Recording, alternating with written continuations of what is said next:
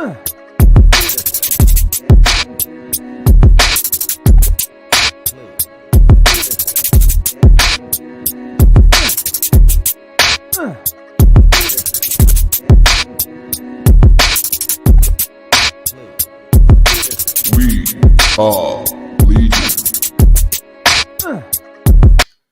is up, comic fan? Welcome to the Legion of Comics. I'm Mark, and it's Sunday. That means this is at week's end.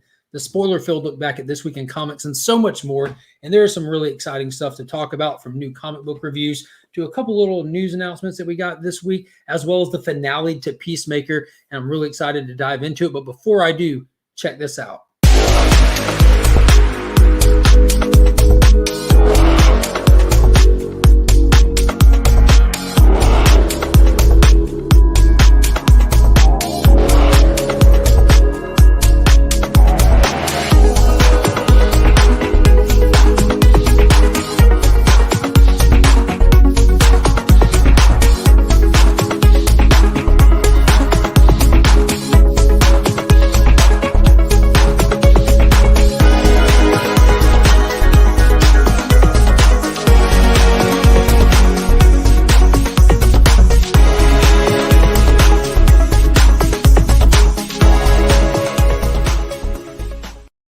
Huge shout out and thank you to Big Time Collectibles for sponsoring the monthly Legion Loot giveaway for the channel members. If you're ever in the market for some of the best retailer exclusives in the game, be sure to check them out at bigtimecollectibles.com. You can follow them on Instagram and Facebook, and they are also on Whatnot now. And on the 22nd, they'll be going live on Whatnot, and they'll be doing the first Marvel Whatnot exclusive for Ghost Rider #1 by Lucio Perillo. So do not miss out on that. They will all be buy it nows, and there's a very limited number.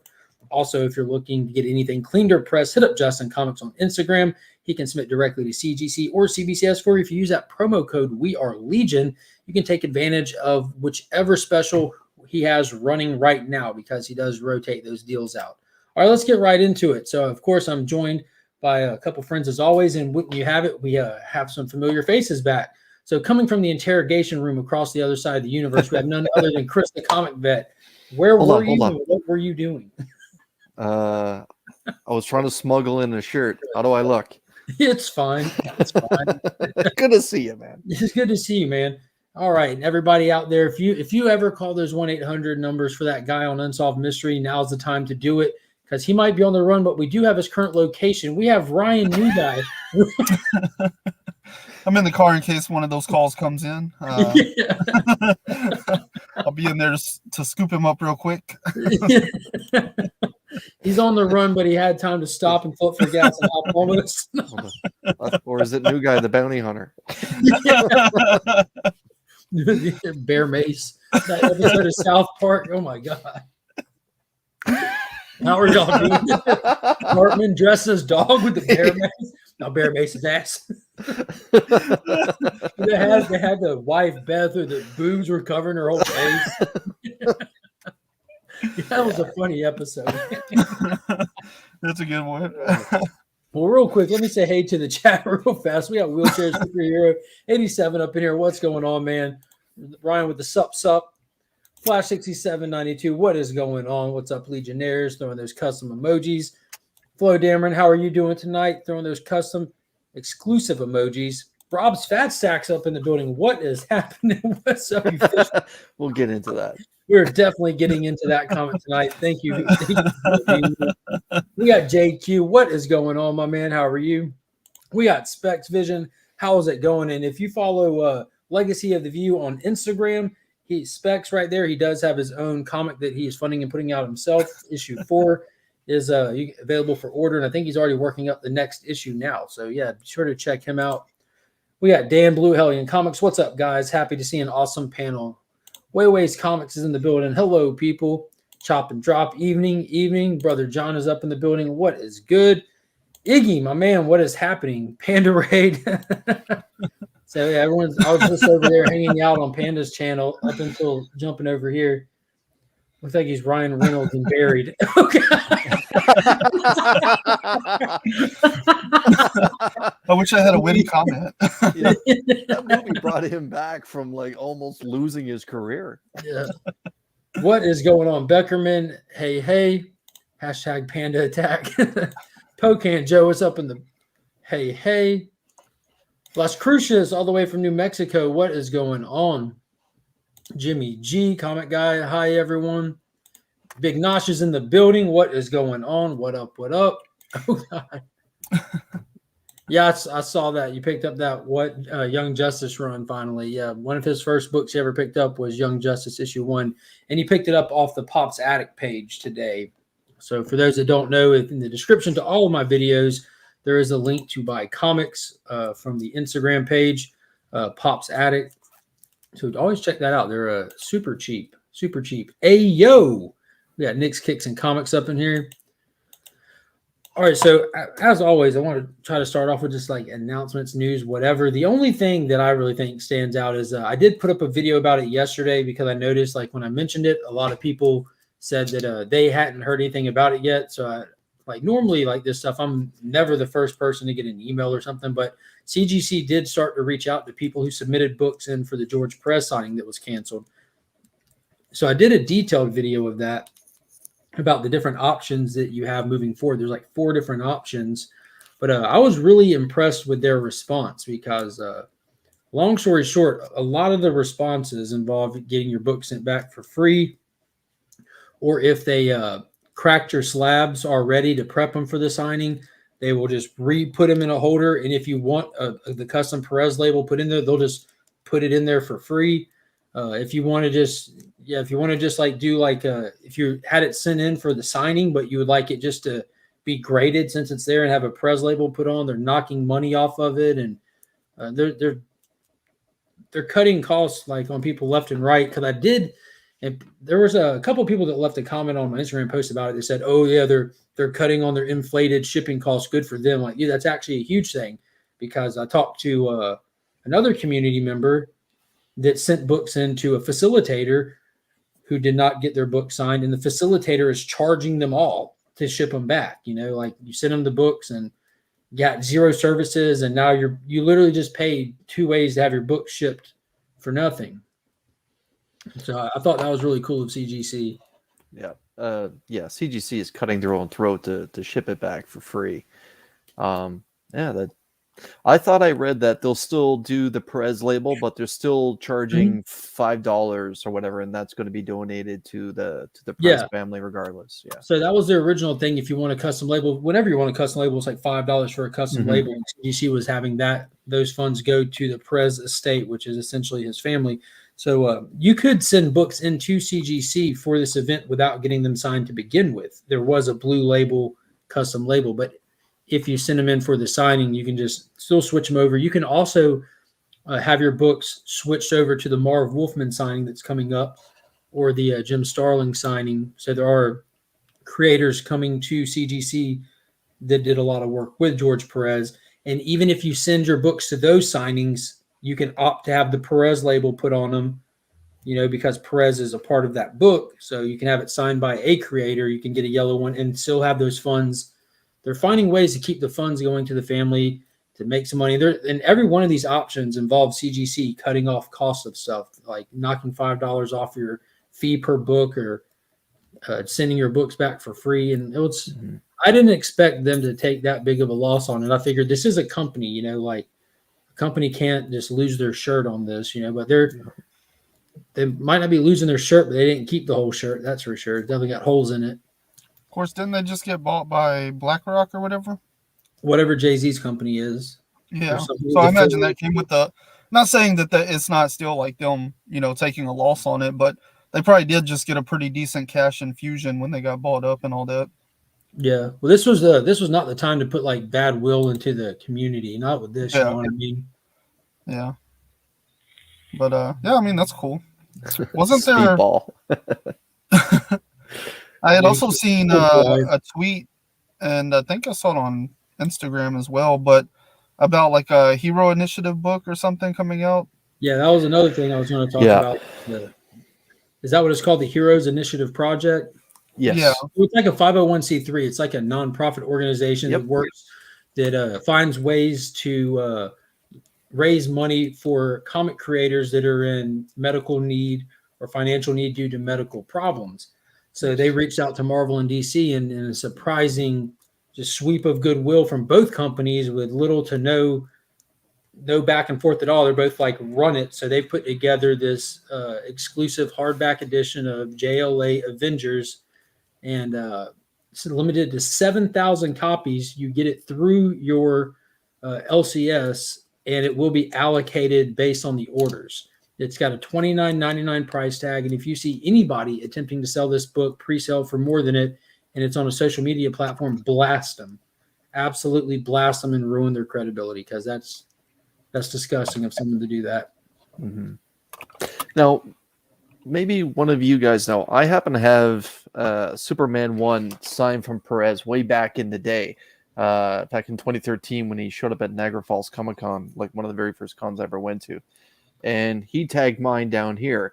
Now, was it available for me to ship this book back in and have the pretty label put on this? Okay. Now, I remember Rob from Rob's Fat Sex mentioned that, but I wasn't sure if it was good to go or if they were holding off on at this point, he had already you could have sent that in for a reholder and opted for the custom label. Yeah. I'm assuming so. I don't know why not. Yeah, maybe I'll do that. I don't know if you can at this point. You might want to look into it, send them an email. Yeah. I don't know. It's a good point, Rob. With the price hikes in the past 2 years, it's really opened a lot of new doors for them. Right. What is going on, Aggressive? I'm trying to remember. Like, there's like a couple of things that happened that I'm like, I'll remember to talk about that, and I never do unless I write it down. Heroes Initiative also helps pay rent and utilities for creators down on their luck. Oh, that's really cool. What is going on? DJ Link's up in the building. Dell of Suspense is here. Sup. That's an extra sup compared to you, Ryan. You're going to up your game. I'm getting one up here. You're getting one sup here.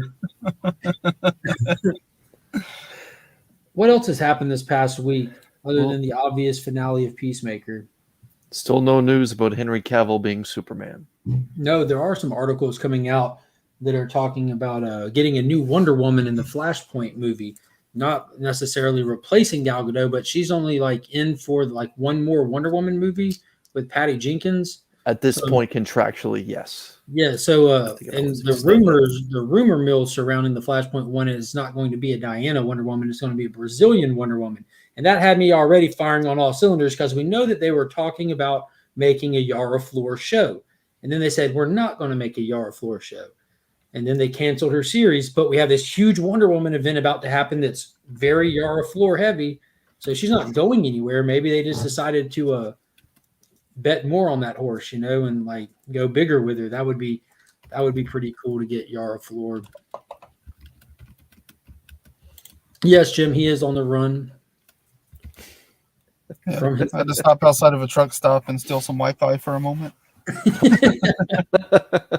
Oh, the Danger Street. Yeah, dude. Tom King's upcoming maxi series, Danger Street, which is playing on the old DC first issue special series. It's going to be playing with characters like Dr. Fate, Atlas. And I can't remember half of the ones that were on there. But, dude, some of those covers looked insane. So it's going to bring us Danger Street. It's going to be a Black Label title, 12-issue maxi series. And expect to see a wide variety of characters, including Starman, Atlas, the Creeper, Warlord, Metamorpho, and more. Yeah. So, dude, it looks wicked. We got a Steve the Dude Rude cover of doing Atlas right there, which is a Kirby creation. It's just wicked. I'm definitely excited for that. No, I'm waiting on one. Cash in hand. Her and Superman were faded out because they weren't actually there. It was the only people that were actually there, and they actually weren't there side by side filming was Ezra Miller and Aquaman there. Right. They were not on the same location at the same time for that scene, and they both have movies coming out this year, and they were easily accessible. Yeah. Peacemaker was filmed in Vancouver. I believe Jason Momoa has been in Hawaii since he left Ontario, and the Flash, Ezra Miller. I thought I saw that it was L.A., that Yeah, detail. Ezra's scene in this was filmed on the set of Guardians Volume 3. So there was a lot of James Gunn has been like double timing with stuff because he's working on DC and Marvel properties, and they've been able to use some DC set stuff at the time and film a little bit of stuff for Marvel. And because of that, he called in a favor when he wanted Ezra, and they got Ezra to the Guardian set to film that scene with Ezra. So I don't know any details beyond that. The article that I read only focused on Ezra's part in it. That he was that was shot with him on the set of Guardian. So if you go back and watch that, they're never on the screen at the same time. Like you see Aquaman, and the camera doesn't pan over; it changes over. Yeah. But yeah, that's pretty cool that they're kind of working together. I mentioned it on the banner. Like that's a sign of goodwill that like maybe one day, like obviously no time soon, we might get a crossover film of some sort. But what a moment that was. Yeah, but still no Cavill in the suit. Ryan's a lot lizard now. Says Invincible and Umbrella Academy come back this year. I did see that's one of them. The not Umbrella. Invincible has a spin-off animated series coming. Like, is that like an anthology show? Oh, I wasn't aware of that. Yeah, not Invincible. The Boys. The Boys. Yeah. Has like a spin-off animated show. It looks like it's just like showcasing. I think it had different animation styles, so I'm assuming each episode might be focused on a different character. The only thing I really picked up on was Homelander and a little clip of his episode or whatever. He was being asked, so why did you join the Seven? Like he had just joined, like his early days with him. It's fascinating they're keeping that character going so long in the series now. Like basically one of the main character, if you want to look at it that way, for the first 2 seasons, and he only lasted 3 or 4 issues in the comic book. Homelander? Yes. I've never read it. I had no clue. Oh yeah. Homelander is introduced and then wiped out bright and early in the series before like issue 10. I'm pretty sure Homelander falls. But yeah, wow. I think they enjoy the actor so like he does such a great job.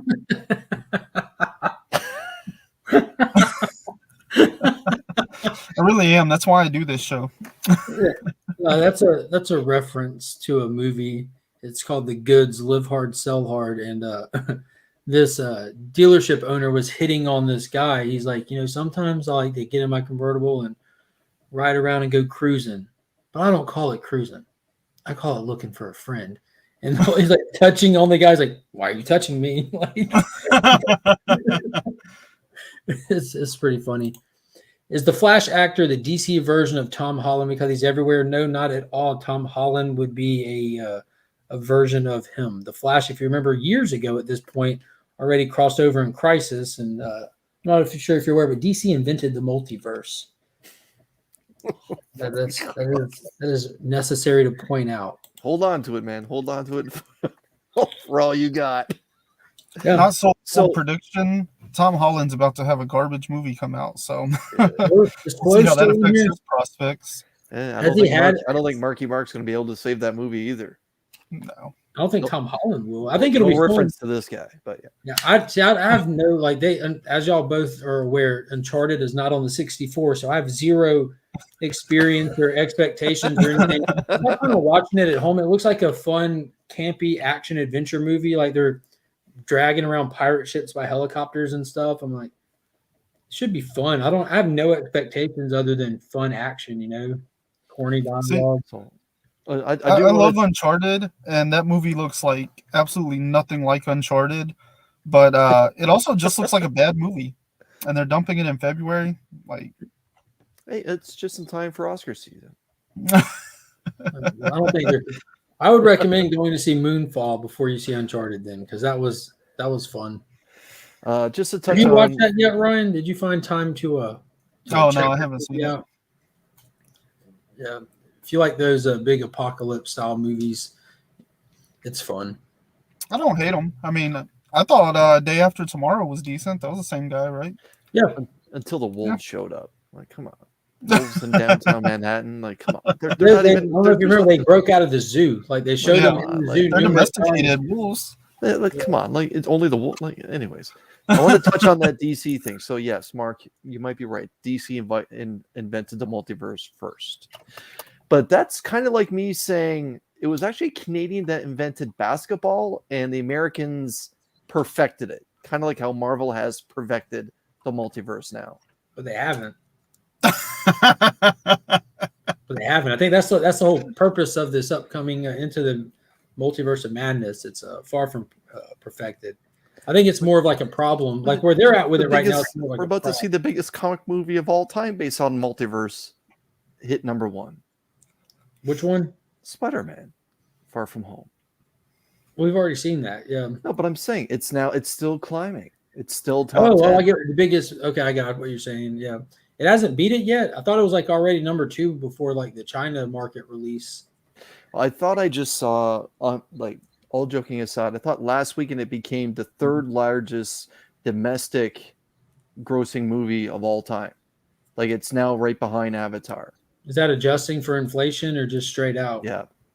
Does that also adjust for like multiple releases? Because that's part of what made Avatar pull ahead of everything else. That's what got Endgame to where it was as well. If you remember, they didn't hit the numbers they wanted, so they're like, "All right, we're going to put it back out with deleted scenes." They put unfinished clips in it. Like, come on, man, y'all are really reaching right now. Well, how many times did George Lucas do it? But anyways, yeah, but yeah, I just to comment on what Mark said. I'm poking the bear, but DC's multiverse is completely different in style from what Marvel has done recently. The Marvel stuff, I'm mostly familiar with Spider-Verse, Spider Island, all that kind of thing, whereas my childhood was connected with Crisis on Infinite Earths. Like different Earths versus different universes. That's where I'm coming from. And obviously in the last 2 years, getting used to Dark Knights and Metal and what DC was doing that way, and DC giving us probably the best villain they have in the last 10 years, the Batman Who Laughs. Just 2 different styles. Yeah, the multiverse in DC is a lot more accessible. It seems like it's like more easily traveled between kind of thing. They use it a lot more. It's a constant with DC versus an event like the whole Into the Spider-Verse thing. Like there's a problem and it caused this. Like, no, it's just multiverse stuff where we have characters that can get us between the multiverse on the regular. I guess like American Chavez is like the Marvel character that does that. I'm not familiar with her at all, but there's there's plenty of characters that can do it. Like Flashes can do it. Like we'll get you there. Come on. But yeah, that's pretty cool, Becker. What's the last sentence there? I will go to.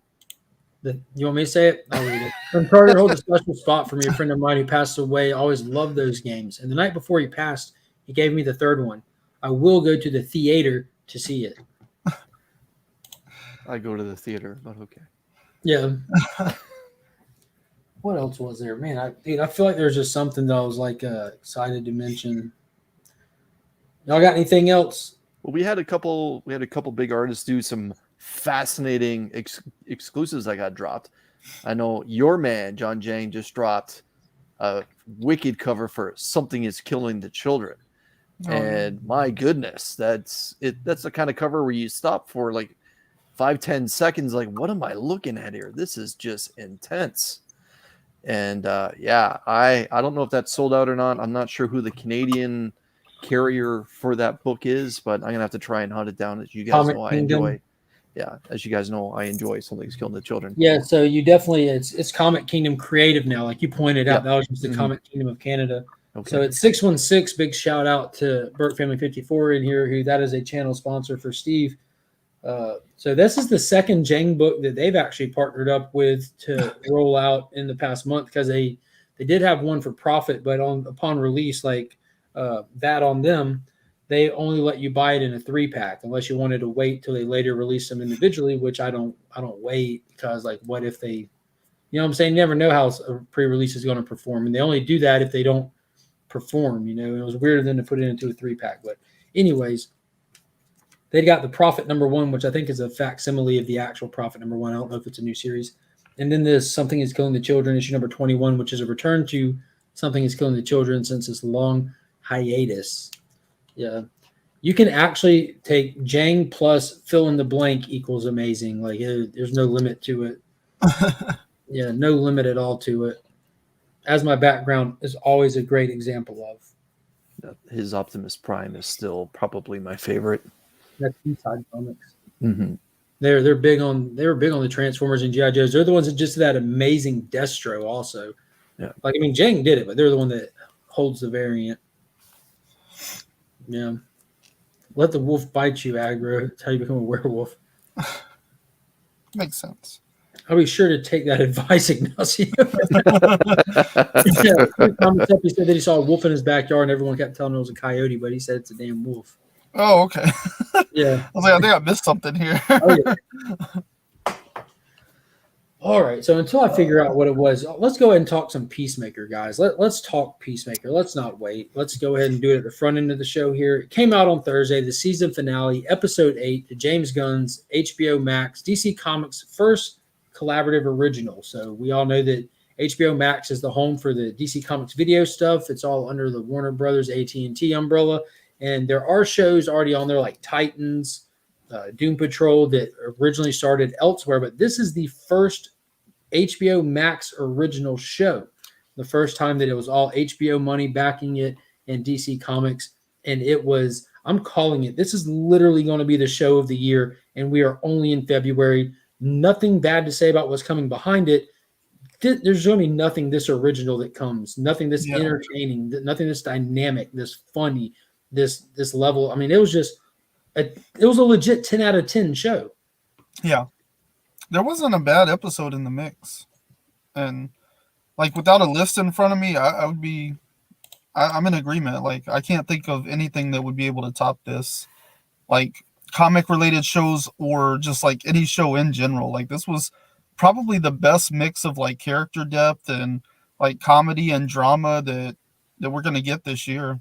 Probably in the last couple of years. I don't know of any other shows that are doing it this well. I'm so relieved Eagly is okay. I really want Stephen Amell to show up as a Green Arrow. I do not want to see Stephen Amell as a Green Arrow ever again. Steve says, I don't know about show of the year. I was going to say, like last year I was ready to call, WandaVision bright and early and that. And then Invincible came along and just blew my mind. Invincible was good. It didn't blow me away. Come on, man. The subway? Dude, it was again, like the subway fight scene, like that final episode fight scene was great. The twist in the beginning was great, but there was a lot of filler episodes. There was a lot of the whole college thing, the whole episode. Like it wasn't ever bad, but it was not like, oh, great. Like it was cool. Okay. The difference was what we got 6 episodes or 7 episodes for Peacemaker, and we got 10 to 12 episodes for Invincible. And he's a kid. He's still got to live his life. That's a part of the drama. Was great. I just still has to figure out who he is, and I honestly think that show's overinflated. Oh, here we go. I honestly, I had a blast watching it, but there's plenty of episodes that I was like, and Peacemaker wasn't predictable in the end. Like, okay, now the big guy with the beard is going to do something. Oh, he breaks his ankle. Not only does he break his ankle, he has a compound fracture. Come on, come on. I absolutely did not expect him to compound fracture. It's this lazy writing. Did you expect activate human torpedo? Did you expect the Justice League? There was that's what was so good about it. They took like what you in this last episode specifically, and I'm not trying to compare this to Invincible. I was just making the comment that for me, Invincible has become like overhyped. Like it was good. It wasn't okay. Something was going to happen where Peacemaker was obviously not going to join their ranks. Hell yeah. Did I always going to say human torpedo? No. Did I expect them to pull out a hand cannon? Yeah. Did I expect the Justice League? No. But did I expect Henry Cavill to show up when I saw the Justice League? Yeah. I mean, just to go for the throat, like to me, honestly, like the Justice League thing, great. But the biggest moment of this episode for me and really the season in general was like his dad showing up at the end. Because I thought we were done. I thought he was like over, and that's a big part of like the 88 miniseries he had was his dad's there like messing with his head the whole time. His dad's a ghost that rides shotgun with him. So they really pulled a lot into making this like a true origin to some of the more accurate stuff as well. So that was like a huge moment for me seeing him there, because that means season 2, he's going to be right there, like side by side with all the rest of the cast, just constantly messing with his head while he's there with everybody else. Like, it's going to be so good. Like, I'm already hyped for the second season. It's going to be even better than this one, I think. Like all badgering aside, it was great. And I said it before on your show, Mark, and I'll say it again. Robert Patrick was phenomenal in this series. I don't know. I hope I said that's his name, right? Yeah. I if I was an actor, I don't know if I could do the racist stuff that he did. I get that. Yes, you have to be professional. Yes, the person who is the minority will say it's okay. I know you're acting, but still, in my heart of hearts, I don't know if I could do it. And he did it, and he did it. His timing was incredible, and the back and forth with that young Asian lady, it was incredible to watch. And I thought that was some of the best filming, or the best storytelling of it, outside of John Cena's performance, which was incredible as well. His comedic timing, if you want to look at wrestlers, his comedic timing is right up there at par and on par with The Rock and what he's been doing in his career, which is probably triple time.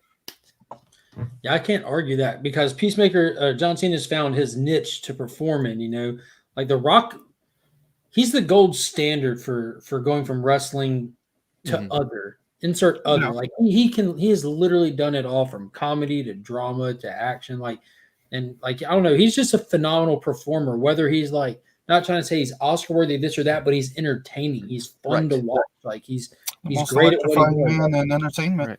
Yeah, But just ad-libbing? take out sports and it's still accurate. Just entertaining. Yeah. and Cena's become that as well, and it was really cool. And speaking to this point real quick, I open mouth smiled for a few days. Like I've been having to force my mouth shut still about this finale. But I watched it twice before I even went to work. Like I woke up at 5 o'clock before, like normal. I'll normally watch something and then just start getting ready. I watched it twice before I even got in the shower. Like I was beside myself when the Justice League showed up. That was just phenomenal. The dialogue was great. I mean, it was just great. The fact that Vigilante survived, that surprised me. I've been saying this whole time, I've been expecting, like, I'm going to be surprised if he makes it, just especially after how the Suicide Squad went. And a couple of people touched on it in other hangouts I was in. But the fact, it was Brother John's comics from IG. He made the comment, the fact that James Gunn wrote this finale before he finished the actual Suicide Squad movie. Like all of this was in this man's head. Like that just shows you like a level of like quality writing, like a level of creativity that we need more of with the DC stuff. Like letting the creators create and staying out of their way. I know we've been talking about the cameos of Flash and Aquaman, but again, the legendary actress that plays Amanda Waller to show up just for her 5 to 10 second cameo, fantastic. And I know like she's a very busy lady, but to stop and film it and I don't want to swear on your channel, but again, it's just she's there for 10 seconds, and I'm like, I love this actress. Like she's brilliant. Like I want to see her in everything. I love it when people say niche wrong. LOL. It's not niche. It's niche. Yeah, it's niche. Yeah, niche. It's not niche. And is that even how you spell it? Probably. He has a master's degree. They did what Marvel can't do because of Disney. The R rating helped tremendously. I don't disagree with that. Their R-rated stuff that DC has done has been ridiculously successful for them. The Joker broke over $1 billion. The Snyder Cut, like it wasn't because it was R. That was a very soft R, just too many F words and probably a little content heavy. But that HBO came out. They didn't give numbers, but they said it was the most successful thing that they've done on their platform. They eventually came out and said that. The Suicide Squad, that was a COVID release, and it still performed and did good enough for them to want to go forward with this Peacemaker show. And this show, like I remember, like because I participate on social media about stuff that I'm excited about, that I want to like have those conversations. If you see just those blanketed people saying this is going to be trash, and you just why? Oh, I hate John Cena. I'm like, have you checked out the Suicide Squad, or have you watched Trainwreck? Just trying to suggest a different perspective of the character, because there's people I've had my mind changed numerous times. Like Robert Pattinson's a great one. Like if all you've seen him in is Twilight, you would not have any idea that this guy's a legit actor. Like he's done some phenomenal roles. But R rating something is a tremendous handicap for anything that you're putting on video, and the fact that they're still performing well, that is huge. Like they need to recognize that and not necessarily make more R-rated stuff, But why is this R-rated thing successful? Like it goes back to letting your creator roll out their vision. They're making a popular, entertaining enough show that it's being talked about and driving more and more people to it. So would you agree Deadpool is the one that kicked in that door? For comic book movies? Yes. Oh, absolutely. And, yeah, for successful R-rated films, and that's why we all know we've had not like in modern times, because Blade was like R-rated and everything, and they performed well, but that almost didn't even feel like that's not a cape, you know what I mean? That's like a horror, you know. Yes, and the R rating wasn't because of the F-bombs and that. Maybe when Ryan Reynolds showed up in Trinity with Jessica Biel, but that's just because it was horror and the blood and well, there's sword work and everything. All through those too, though. Yeah, there are for language. Those Blade ones, yeah, there also are for language. Yeah, I see Brother John. Yes, Fences. She was incredible. I believe she was nominated for Fences. Spoke it into existence, yeah. And Rock was always entertaining when he got into doing movies. Yeah, like Tooth Fairy days. I'll tell you what, the first movie that I remember The Rock that I watched of The Rock's was The Rundown with him and Sean William Scott. That was it. Like that first role that I'm like, dude, this is the next big action star. Like this dude is just, when he took out that whole football team, like it just started tough. The moment or the movie, I guess, that sold me on The Rock was Pain and Gain. That was the first time, like, I had seen him in movies where I was like, okay, he does like action and stuff well. Pain and Gain was the first time I was like, oh wait, The Rock can act. Like he actually played a character in that movie, and it was great. Which one? Pain and Gain. Long before that, he did Southland Tales, which was an adaptation of a graphic novel. It also had Sean William Scott, ironically, but he plays a man with schizophrenia. So he's like, he plays Boxer Santero, and like he's tough, like he's a big tough guy.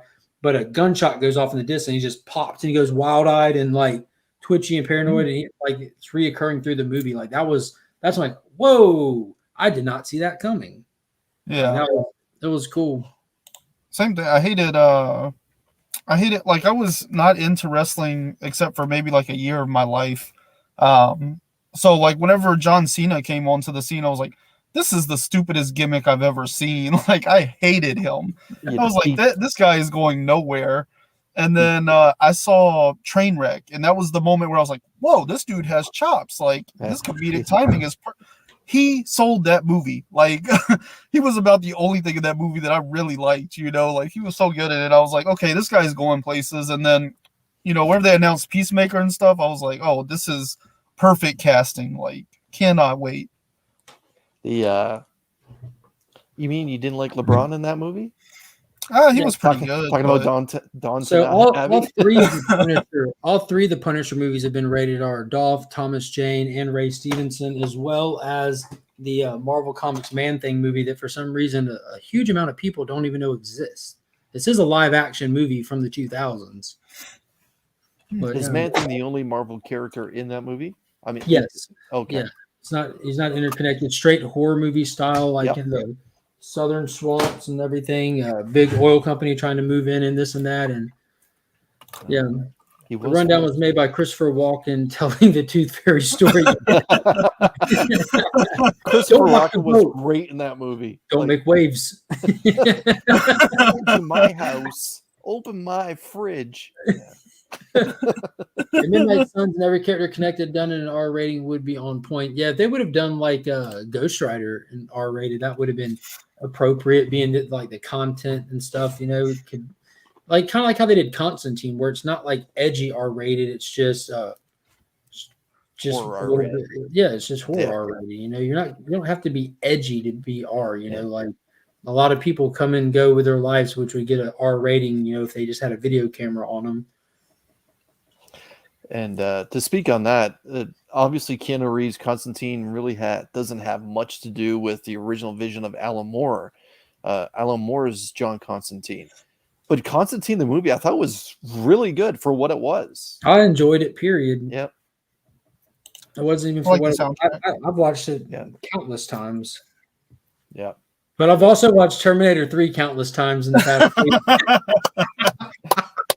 I talk to Ryan regularly. They're like, all right, man, I got to go to bed. I got to put myself to sleep. I'm doing it with Terminator 3 tonight. He's like, you're watching Terminator 3? I'm like, yeah, because I've seen it so many times. I just lay here and hear the noise. I won't have Is to that- look up.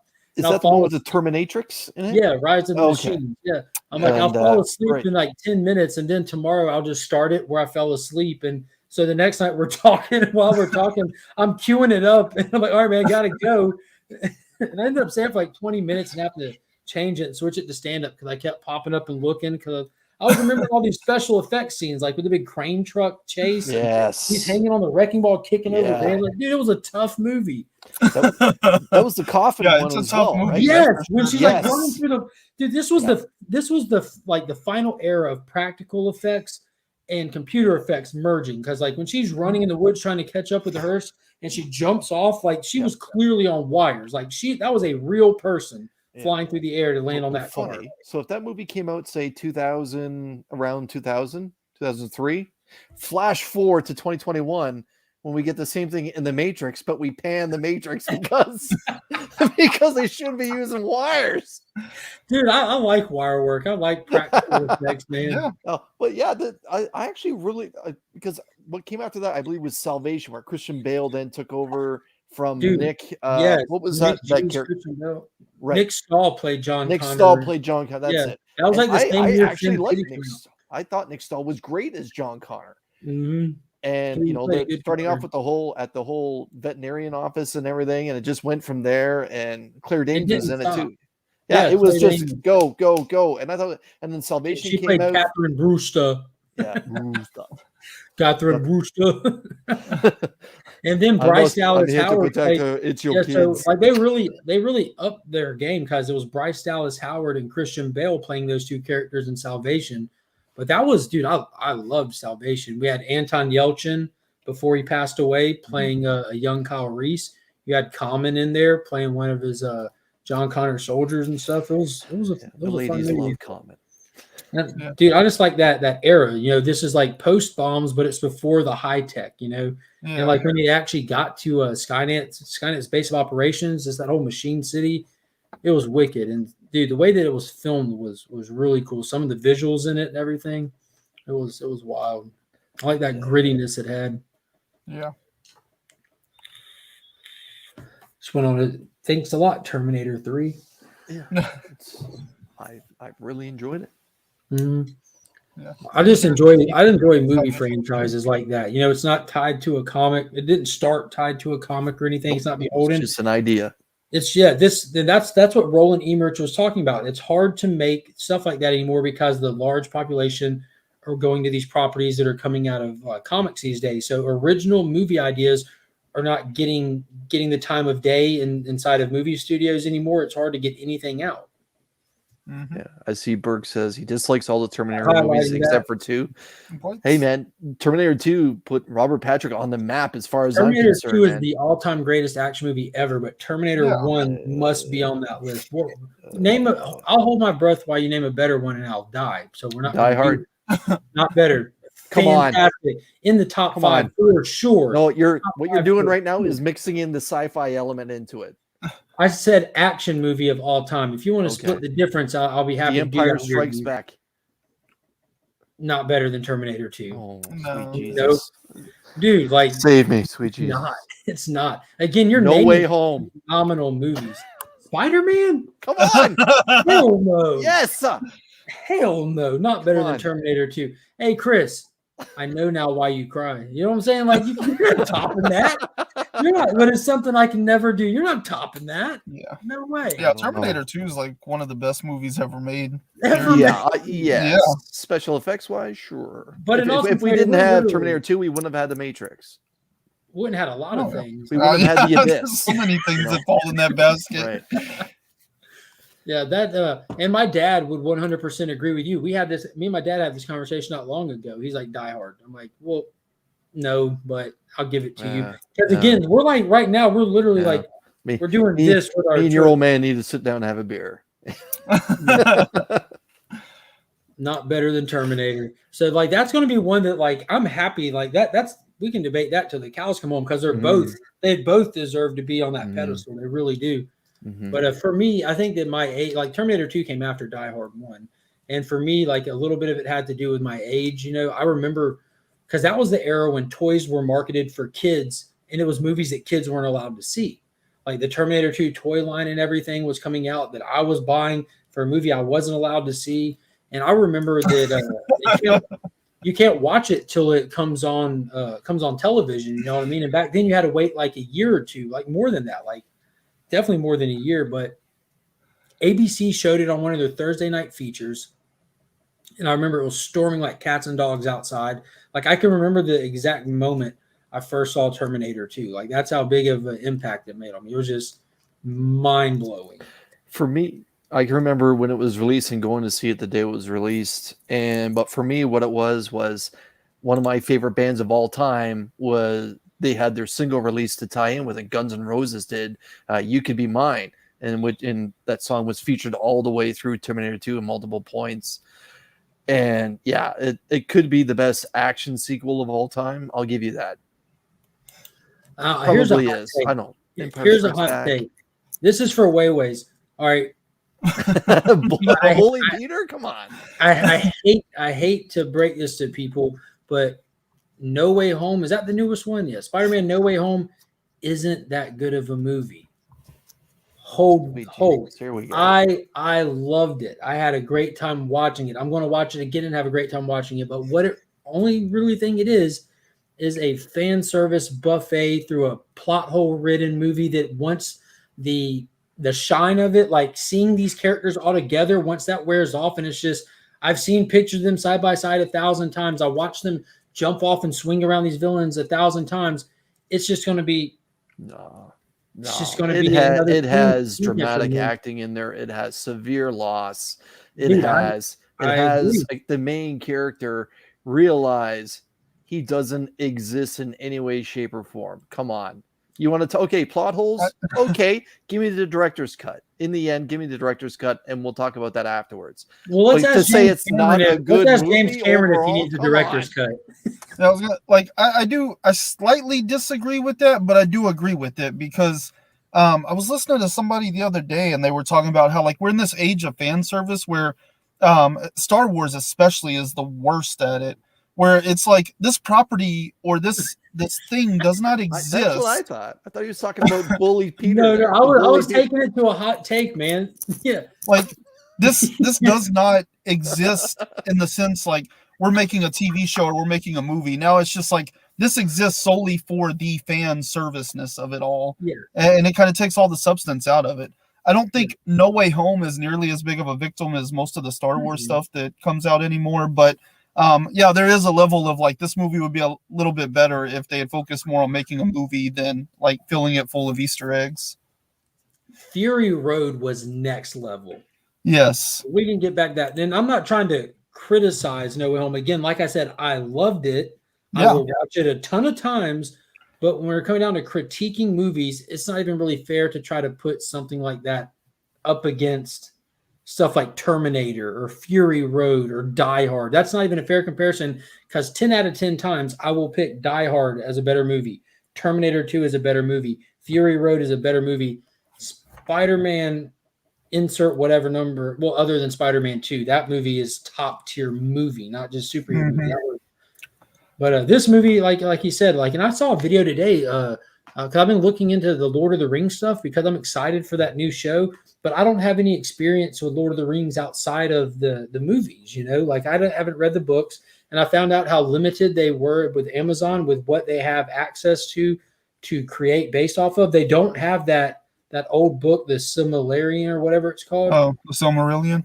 Yeah, they actually don't have creative rights to use that. So what they're doing and what they're limited in doing is so in the original trilogy, they have the Hobbit and they have some kind of compendium that it come along around the way. So they're having to take just when people make references to the past, make references to the second age and build their own thing. Build their own stuff out of that. So your father is right, by the way. But Aliens was the perfect sequel as well. Yeah. A lot of people myself will say that. Who made Aliens, Chris? Who made Terminator 2, baby? Yeah, James Cameron, dude. Did you guys hear "Oh Canada" playing? But yeah. Is he Canadian? Is he? I don't know. I don't keep James up with Cameron. Come on, Cameron he opens it up and the maple leaf is right there, baby. Dude, I'm happy to give it to you when you win them. Like, Yeah. you get like at least 10 points, Points, just at points the name earned of or points awarded. Yeah, exactly. Yeah, Yeah. I'm No, not embarrassed to say that. I remember. You still have to deal with Trudeau, so we're cool. Yeah. Like, we're still winning. He shaved, so he's not as sexy anymore either. But yeah. But yeah, Aliens, yeah, perfect sequel. A lot of people like myself consider it even better than the original, and that's not a slight against Ridley Scott. But James Cameron came in there and wanted to do his own thing altogether. He Terminator 2'd Alien. And then yeah, if it wasn't for Aliens, he wouldn't have got Terminator, or Terminator got him Aliens, and then into Terminator 2, and then next thing you know, he's a household name director. Mm-hmm. And they came out around the same time. Those toys were on the shelves together, and you can see the way that I love the way that he filmed. Back then, if you wanted to do those big action scenes, he would film something, he would play it on a big screen and have actors in front of a screen. That's like old school style, but he did it in like revolutionary ways. And finding out like how much of the practical stunts that Arnold participated in for Terminator 2. And dude, I remember having all the Alien toys, and it was just what a phenomenal installment into a movie universe. It was a good era for filmmaking, just before CGI took over. You know what I mean? Like the Queen Alien fight, ripping Bishop in half. Yeah. Watching Drake and Vasquez with the smart guns, like dude, there's so much world building in this. Going from just no one can hear you scream in space to colonial Marines, like this is just insane. Master filmmaker. Well, and Alien 3 was great in its own respect as well. David and it Fincher kind of like nailed it.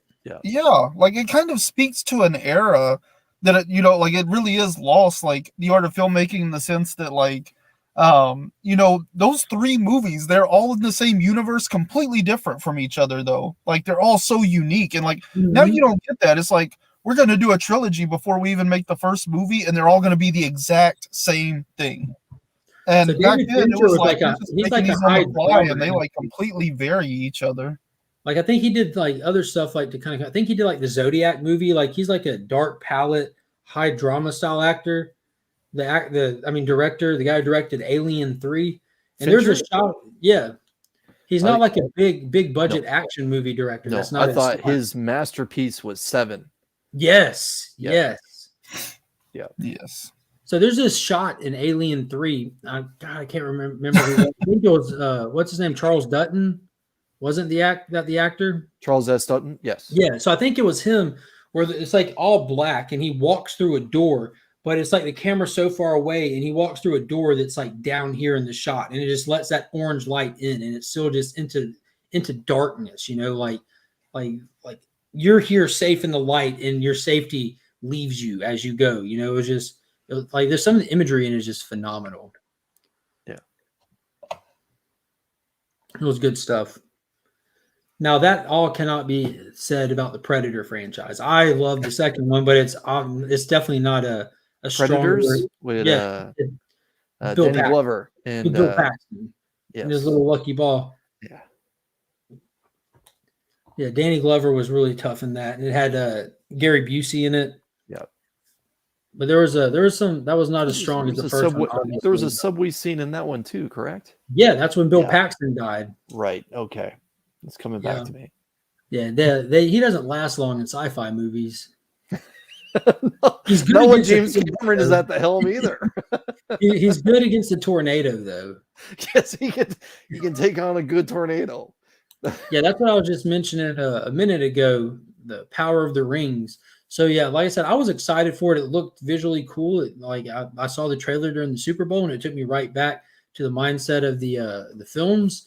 So I kind of started looking for more content on YouTube from people who are more familiar with Tolkien's work altogether, and they were giving some legitimate concerns on why there's just been this huge outcry. And apparently the official trailer for it on YouTube has been what's called ratioed.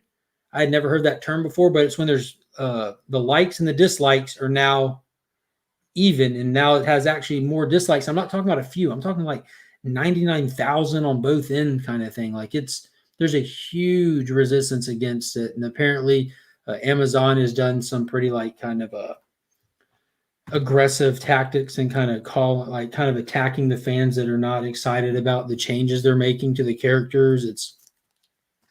And more importantly, there's two creators of it that tried to use one of Tolkien's letters that spoke about how he likes the idea of people coming after him and expanding the world of Middle Earth. And they're like, and that's what we're doing here. We're honoring him. So they pointed to the person who did the video pointed to another letter all the way back from the late 50s where Tolkien had shot down numerous people that wanted to expand on it because he's like, this is not my stuff. Basically, my stuff isn't a cash grab. You're not supposed to grab it and just try to bank off of it. You have no love for the characters or understand the richness of this world. You have no business doing it. So that's where this huge resistance is the people who are offended by the people at Amazon. This isn't an individual coming behind them making more. This is a corporation coming behind and just pumping garbage out.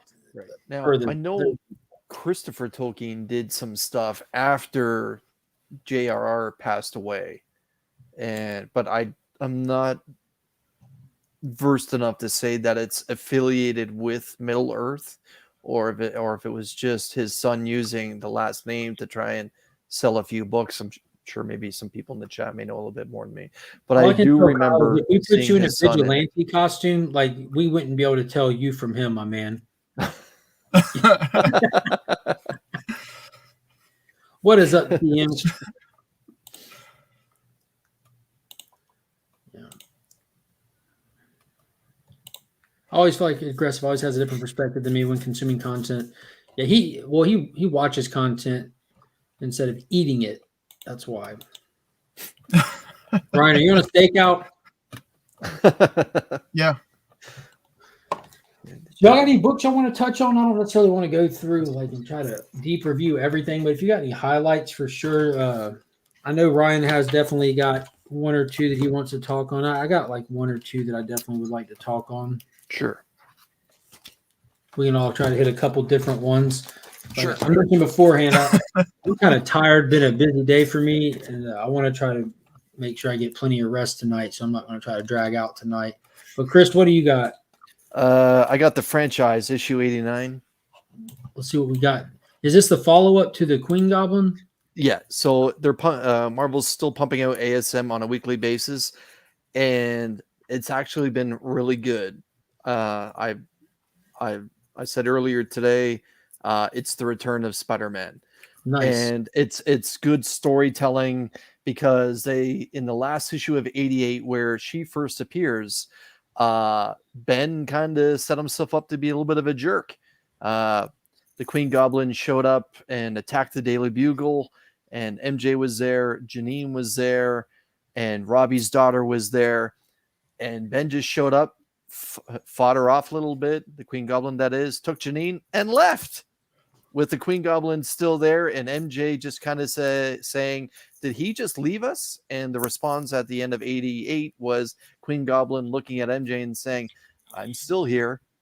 And it picks up literally right there. This is Patrick Gleason at the helm for this particular issue, with Baggs doing the interior, and again, the legendary Arthur Adams doing the cover. This one's actually much better than the first appearance of her on the cover.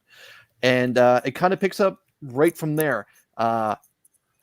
She basically the Queen Goblin that is, yeah, that's MJ. Yeah, real quick, I read the last issue as well, like you just mentioned, where Ben grabbed his old lady and left MJ with the Goblin. Yeah, that was a D move, man. Yeah, it carries on right from that point. Like, Ben is nowhere to be seen here.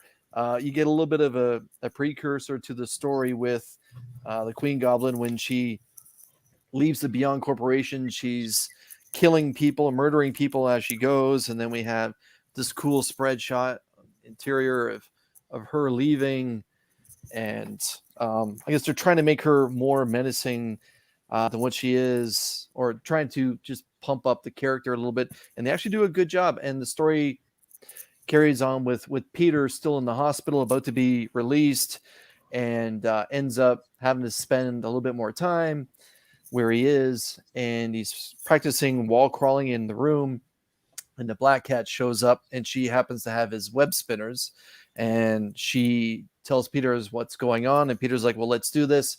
And then she basically web slings and sticks Peter to the bed and basically says, well, if you're Spider-Man, you can get out of it. Anyways, Black Cat decides to go over to the Daily Bugle and help out at the scene there. And the story starts off with MJ hanging on to a fractured part of the building that's falling off. And the Queen Goblin is just going around and around, just attacking the building. People are falling to their death. She's murdering people on the go. And we get to find out that the Queen Goblin has the power of looking at someone in their eyes and going into their mind and seeing some of their memories. So she tries this on MJ, but it doesn't work. And while that's happening, she begins to kind of strangle MJ and turns to a Daily Bugle worker and fries him with her mace, if you want to call it that. And just as she's about to pick up MJ and throw her away, Black Cat shows up to kind of save the day and gives her a kick and everything. But it doesn't take long before the Queen Goblin gets a hold of the Black Cat and looks into her mind and actually does get to see some stuff, that she has some traumatic events from her father and her upbringing and all that kind of thing. And essentially starts to hypnotize her and says, maybe it's time that you want to take, a long walk off a short plank, and sets it up where she basically brainwashes the Black Cat to take her own life. And she jumps from where she is on the glider floating around Manhattan. And right before she hits the ground, Spider-Man saves her. But Which one? The good one. Ben? Awesome. So Peter saves her, and he's not in the suit. He's actually still wearing his hospital gown. And it's breezy out there, ain't it? And I'm telling you, when you're on top of a building in Manhattan, it's got to be chilly. So I felt bad for Peter, like a frightened turtle. So, anyways, he catches Black Cat. MJ's down on the ground. It's a little bit of a ceremonious recovery. And MJ pulls out the blue and red suit. Peter puts it on just in time as the Queen Goblin flies away.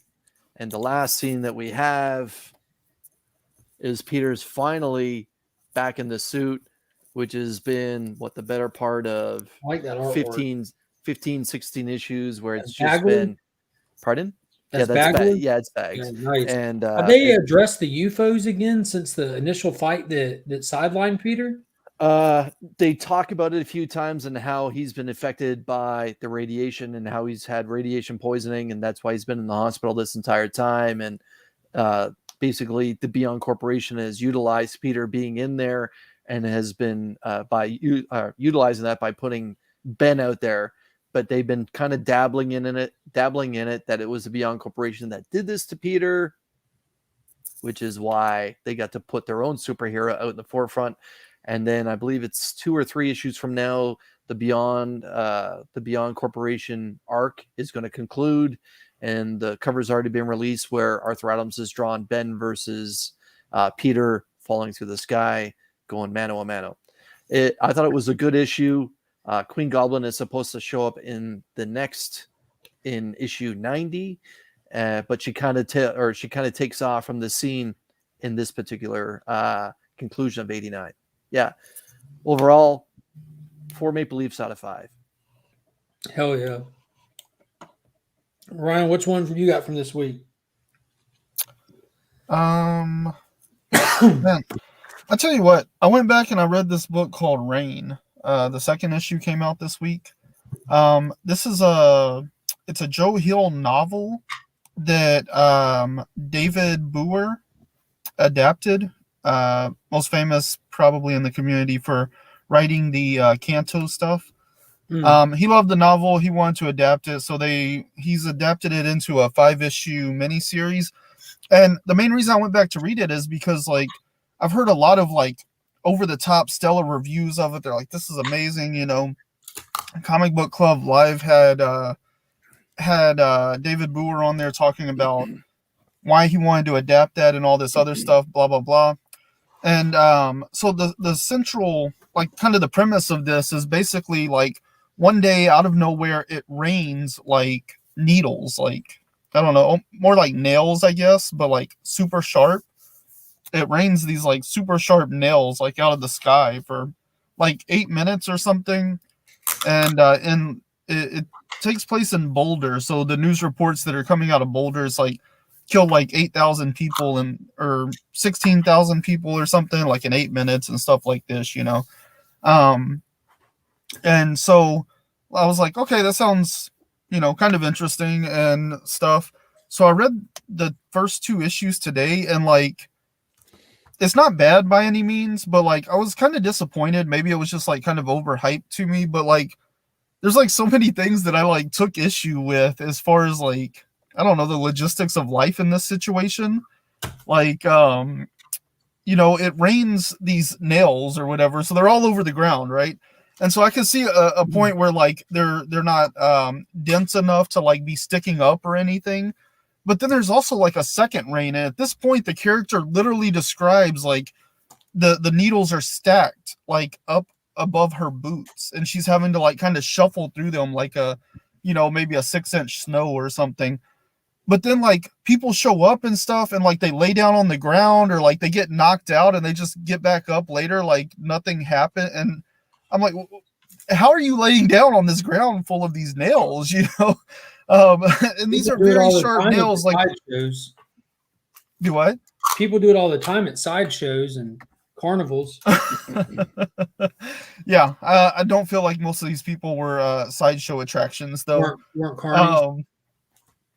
Yeah, and like one of the other like selling points on it was like David Boer's like, because the main character is a lesbian, and like it kind of starts with her talking about like her girlfriend is basically coming to live with her and all this stuff, and her parents are like bringing her down from Denver or whatever, so she's gonna come move in with her and stuff.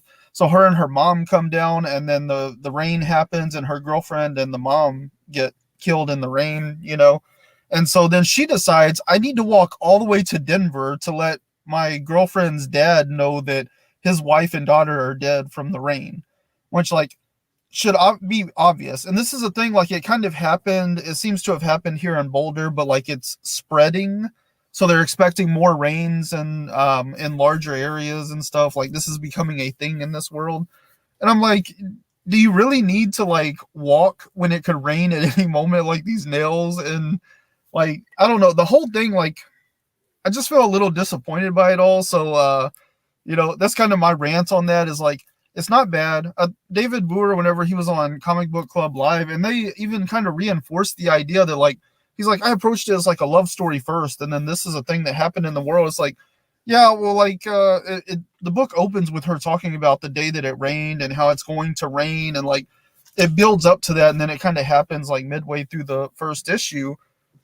But like her love story stuff doesn't really start until, you know, a couple of pages into that issue. So I don't even feel like that was really the primary focus. It seems like the rain was definitely the primary focus of this story. So I don't know, like I felt a little disappointed by it. Maybe if I had been a little less informed and unsuspecting of what like the big rain thing was going to be, but like, I don't know, I was kind of dissatisfied with it. I'm not out on the series because it's only 5 issues. I'll probably see if I can finish it out, but I was kind of surprised how much I didn't like it after how much I had heard such positive things about it. I'm sorry. Let's talk about a good comic book. And since we saw Scott from Hoarder Side just hop in, what is going on, bro? I want to talk about a book that he might be interested in. It actually featured his favorite character, and that was Flash 779. This was the kind of the conclusion to this Gem World story arc. It's been kind of going the past few issues with the Spectre. Not the Spectre, the Eclipso, who's like the original Spectre that was too bad at his job. He got kicked out, and now the Spectre took his place after the fact. But we had this magical glaive fly through the cosmos and land on Earth, and it ended up being something that this Eclipso wanted, and he took it to Gem World, where he's going to use it as like Gem World as like an amplifier for his powers. So we've had Wally, who's been unaffected by Eclipso's influence, having to battle friends and foes alike who are under his influence, but he managed to stop him with the help of his kids. And the cool part of this book was not necessarily that, but it was the way that what's his name, Jeremy Adams, the current writer who's doing Wally, he just took everything from his first issue. You remember the whole how for each issue was like a one-shot kind of showcasing his kid or this Flash or Professor Zoom or Jay Garrett, and there was a whole disruption with the actual Speed Force, and it gave him this new ability, this extra boost that he had, because there was the Speed Force was using him to try to self-correct. It brought all that together, and his kid, his son has been depowered, but his kids are able to give him some of the Speed Force so that he can use his power and like help out, but it hurts him. It causes him damage. And long story short, the Spectre ends up showing up at the end of this and explaining that big guy's been watching you and he thinks you're doing good. He's like, he's been watching me. Why hasn't he been helping me? He's like, what do you mean? Why hasn't he been helping you? Has Eclipso been able to influence you? He's like, no, he hasn't. Well, why wouldn't he help my son then? My son's over here. This is killing him. He doesn't have what he needs. He goes, weren't you given an extra boost? Like in like all these little moments from the past 15 issues that's all tied into the Spectre, like kind of looking over his shoulder with, as Batman put it, he works for the big G, like the biblical God that exists in comics as well. But it was awesome the way that they tied it all in with the Spectre. It was super cool, man. Like, and the artwork on it was exceptional when you rolled in. Like he's just such a Banff character, man. Like he really is. Yeah. Like it was such a cool issue. He's like, the Surge, did he plan that too? It's all part of his plan, Wally. Like I'm like, dude, this and then he just flies off. Like, so it was super cool. I actually didn't really care for that. You didn't like this issue? Dude, I thought it was so cool how they tied it in. I didn't hate it, and I actually liked most of it. I just didn't care for like the way that at the end it was like, oh yeah, like God's been taking care of you. And it's like, dude, we're freaking gods. Like we have superhuman abilities, doing the most insane things you can imagine, and like, oh, I've just been ordained by God, and like I have a blessing. Definitely wasn't ordained. He was looking out for him. If you're gonna have characters that exist like the Spectre, you can't negate the fact that like his boss exists too. And in comics, it's not like he's like the end all be all of all powers, but he is an existing God inside of the continuity of DC Comics. So he had it. If you look at it through the perspective of the world we live in, you can definitely limit the ability to enjoy that book. But if you keep it in the lens of the DC universe, like Batman said, like I think it was in, God, what was it in? It was in a Justice League title right after Scott Snyder's run ended. Spectre was loose without his host. Like Jim decided he's not doing this anymore, and they had to go lock down the Spectre. Like, dude, what's his deal? He's like, well, he's the wrath of God. Like, which God? They literally asked which God. He's like, capital G. Like, oh snap. Like it's just one of characters. Like it was cool. It was really cool. Yeah.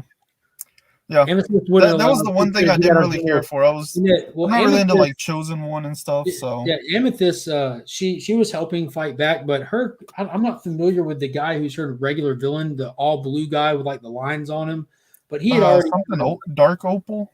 Something like that, but I didn't know anything about him. But when we get brought to Gem World, there was already events that happened. Like they didn't get there and everything was bright and shiny. Like when Flash arrives, Justice League Dark was already there trying to pick up the pieces of what was going on. What's the guy's name that was like handling the Rainbow Bridge and stuff in Thor Ragnarok? Heimdall. Yeah. No. The other guy. Oh, Scourge. Scourge. Okay. Yeah, that Dark Opal guy, like he had the same like crappy like sellout twist. He's like, oh yeah, I'm helping you. Actually, guess what? It's Eclipso the whole time. And then they just kind of like smack him around. He's like, oh yeah, never mind. I'm on your side again. Like yeah. Like it reminded me of Scourge, where it's like I'm just gonna like, be like a little cockroach, like just whoever has the most power is who I'm gonna work for in the moment. Yeah, it was a fun issue. I just like when the Spectre showed this just goes back to me being a kid when he rolled into Kingdom Come, like through the stained glass window, like when the Spectre comes up, there's biblical overtones. That's just who his character is. He's literally the wrath of the biblical God. Yeah. But keep in mind, like the Spectre doesn't exist in our world, Ryan. So keep it in context and have fun, my man. Yeah, no. Whenever Spectre showed up, I was like, "Oh, this is awesome!" Like he comes in, like I am the Metatron, the voice of the Almighty. Like it was cool when he showed up, but then I was just like, "Oh, we're back in this like whole chosen one, blessed and gifted kind of stuff." I'm like, well, we're in their realm with the glaive, and I thought that was cool. Like what did they say? Like God, now I've just read too much. Like Eclipso like stormed like and like attacked one of the angels that was holding it. And the angel literally just in his dying breath, like threw it through the cosmos toward Earth, toward Earth. He's like, get it to the heroes, as you would put it. And like, how exact is that to what you just mentioned? Like, these are gods. These are gods on Earth. They have the abilities of God. So an angel is falling. His immediate thought, like in his dying fall, send it to the other gods. Yeah. So it is. Yeah, I mean, in context, I guess it works. Jeremy Adams. Yeah. He's written Flash well, man. Like it's been a good run. I'm really glad that the artwork kind of like found its footing and balance, but it's still not quite it's my weird. artwork. It's weird, yeah. I'm still not into it, but I'm glad they did away with like all the varying artists and those like colored outlines they were doing in the first. Oh my God, I hated that. We're still on the cover. That same thing is still on the cover. Like it's weird. He adds so many facial lines. Like I don't know. You saw that last one with with Bobo on Wally, and Wally has like all these like Clint Eastwood wrinkles on his face, but not up here. Like 900 years old and stuff. But yeah, I do appreciate the artwork being consistent, at least, you know, even if it's not my favorite artwork. Yeah, I'll talk about an inconsistent artwork book next when I come back around. Chris, what else you got? Well, okay. Next time we go around, we'll talk about the book that we all want to talk about. Hey, it's your pick. Talk about whatever you want, whenever you want to talk about it. So my hot pick last week was Iron Fist #1. You know, they kind of sold it. Who's the new going to be the new Iron Fist? And because if you haven't been following Iron Fist lately, Danny Rand, in effort of saving the world, gave up his power as Iron Fist. That was this most recent series. The series before that is the one where I started to get familiar with the character when it was done by Kari Andrews. And Kari Andrews kind of, since he had full creative control, both writing and artwork for the interiors and the majority of the covers, he kind of changed Iron Fist and gave him his own little flavor, to which when he would call on the powers of the Iron Fist, his fist and the interiors of his fist would actually glow. They took it away from the set. Kari Andrews took away that 70s flavor. Whenever he would throw a punch, it would be like the flame, the green flame behind him. And Kari Andrews kind of made the hand glow. And then when that moved forward, then the flame came from the glow. That's kind of like what it looked like in the Netflix show, right? It was just like the glowing hand. Yes. So Netflix borrowed the Kari Andrews take on the take on Iron Fist. It looked cool when you did it in the show. It did look cool. And Kari Andrews actually, you know, I've run into my Comic Cons and I talked to him about it. And I'm like, so what do you think of Iron Fist? And he's like, you know, well, like everyone, I'm not sure about the casting and that. He goes, but I really like the fact that they used my idea of having the bone structure of the hand glow. And then when the hand moved, then you had the flame. Was that a Miller Lite? Miller Lite. Pretty good. Touche. But this is a fire cover. I'll get, you know, no pun intended. I'm really impressed with this. They passed the reins off? Yeah. So Danny Rand is all over the first half of this book. So basically you get to see the story starts back in Kunlun, and you see a group of young teenagers start to learn the different types of martial arts that gets trained there to see who could potentially be an Iron Fist. And the world is without an Iron Fist at the moment. And someone basically touches the egg of the dragon that hosts the power of the Iron Fist. And when that happens, the egg cracks. Now, you don't get to see who touches the egg, but then you get to flash forward to the present moment in New York City, where Danny Rand is actually on the phone talking to Luke Cage, and they're about to meet for lunch, but Danny Rand gets jumped by a bunch of demons. And the cool thing is they had this slow-mo moment where Danny Rand takes his cell phone, throws it in the air, and begins to do different types of martial arts really fast. And as he's going, they describe what move he's actually using in that particular moment as he's taking out these demons that are attacking the planet in this story around, basically around the world. So Luke is constantly in his ears saying, do you need some help? Do you want me to come? And Danny's saying, oh, I got it under control. And right when he doesn't have under control, we get the new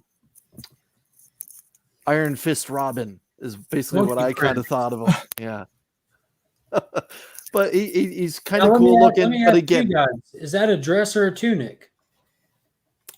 Well, It's a skirt because look at the left leg there. Robot fighter wears a tunic. What is this guy wearing? Yeah, kind of the same thing.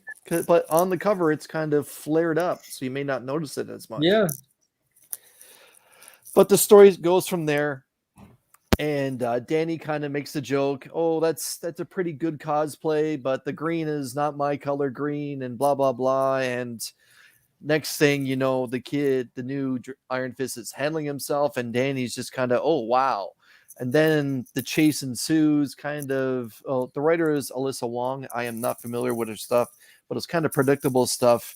The new Iron Fist runs away from Danny Rand after beating the demons or whatever, and goes to the rooftop, and you see the new Iron Fist actually unmask. And then we start to get the backstory on the new Iron Fist, whose name is Lin Lee. I hope I say that correctly. And it starts off with him falling off a cliff.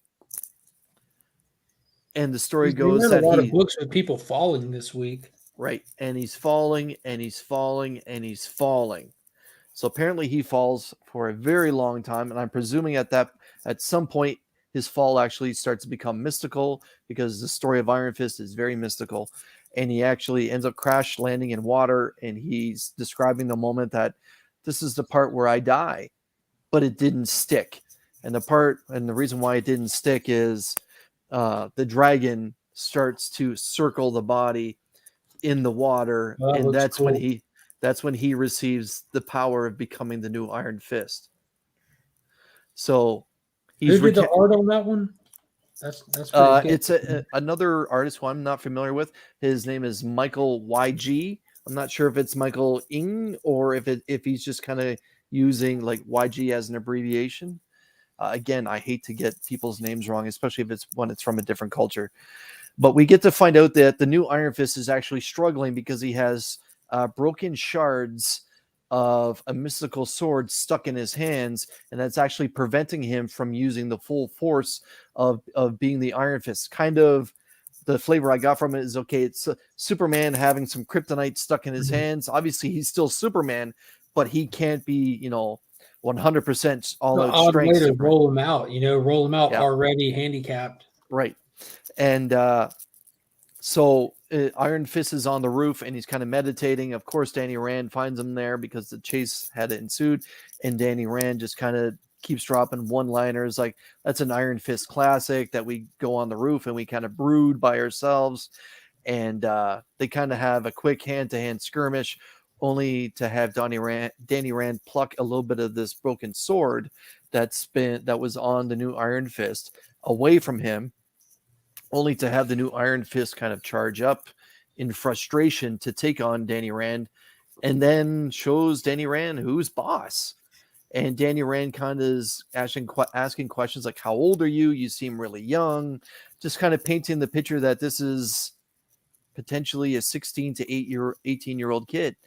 And then when the new Iron Fist kind of bitch slaps Danny Rand around, Danny Rand says to him, hey, I got trained there too. I know all your moves. And then begins to stop the new Iron Fist from smacking him around.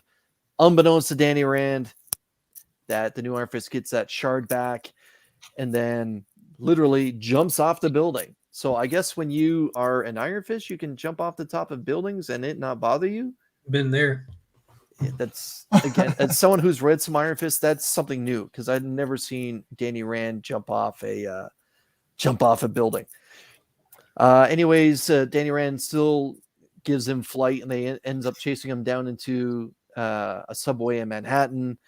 And when Iron Fist is running through the subway tunnel, there's a glowing door, and that takes him to Kunlun, and he jumps through. And just as Danny Rand is about to jump through this door too, he gets stopped, and that's where the story ends. Halfway, basically 2/3 of the way through the comic for Danny Rand, he gets stuck in a subway tunnel, but the new Iron Fist gets to continue on into Kunlun, where he meets up with, presuming is a fellow student of his, and they kind of talk about what happened in New York City, to which this young girl that's his partner invites him to her home in Kunlun for dinner with her parents, and they all kind of sit down at the dinner table, and they're having dinner, and we get to actually see this broken shard sword that he's been tasked on putting back together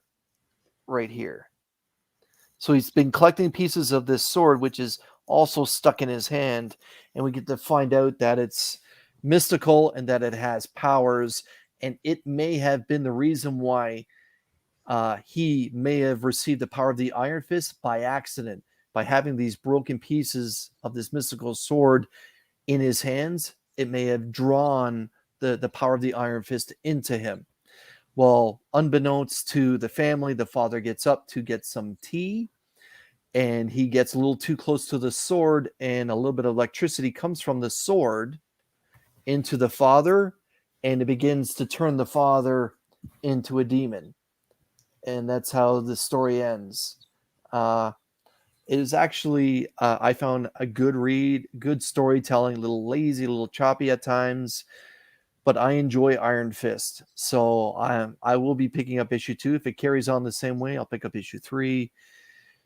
But I'd give it 3 Maple Leafs out of 5. It's not bad for a rollout. That's actually pretty rough for a rollout, to be honest with you. 3 out of 5. 3 out of 5. There's room to pick it up. The Danny Rand chase scene I thought was just a little too much. We didn't have to get Danny Rand flexing all over the place. Isn't necessarily the Danny Rand that I've been reading in the last 2 large maxi series that's been pumped up by Marvel. So the Danny Rand that's in that kind of soured me a little bit on it. I like my Danny to flex. Dude, you stop that, you. Ryan, give us something better than 3 out of 5 Maple Leafs. Give us something at least hitting on the green scale. Man, so I know we all started, and I'm assuming that we all finished Primordial.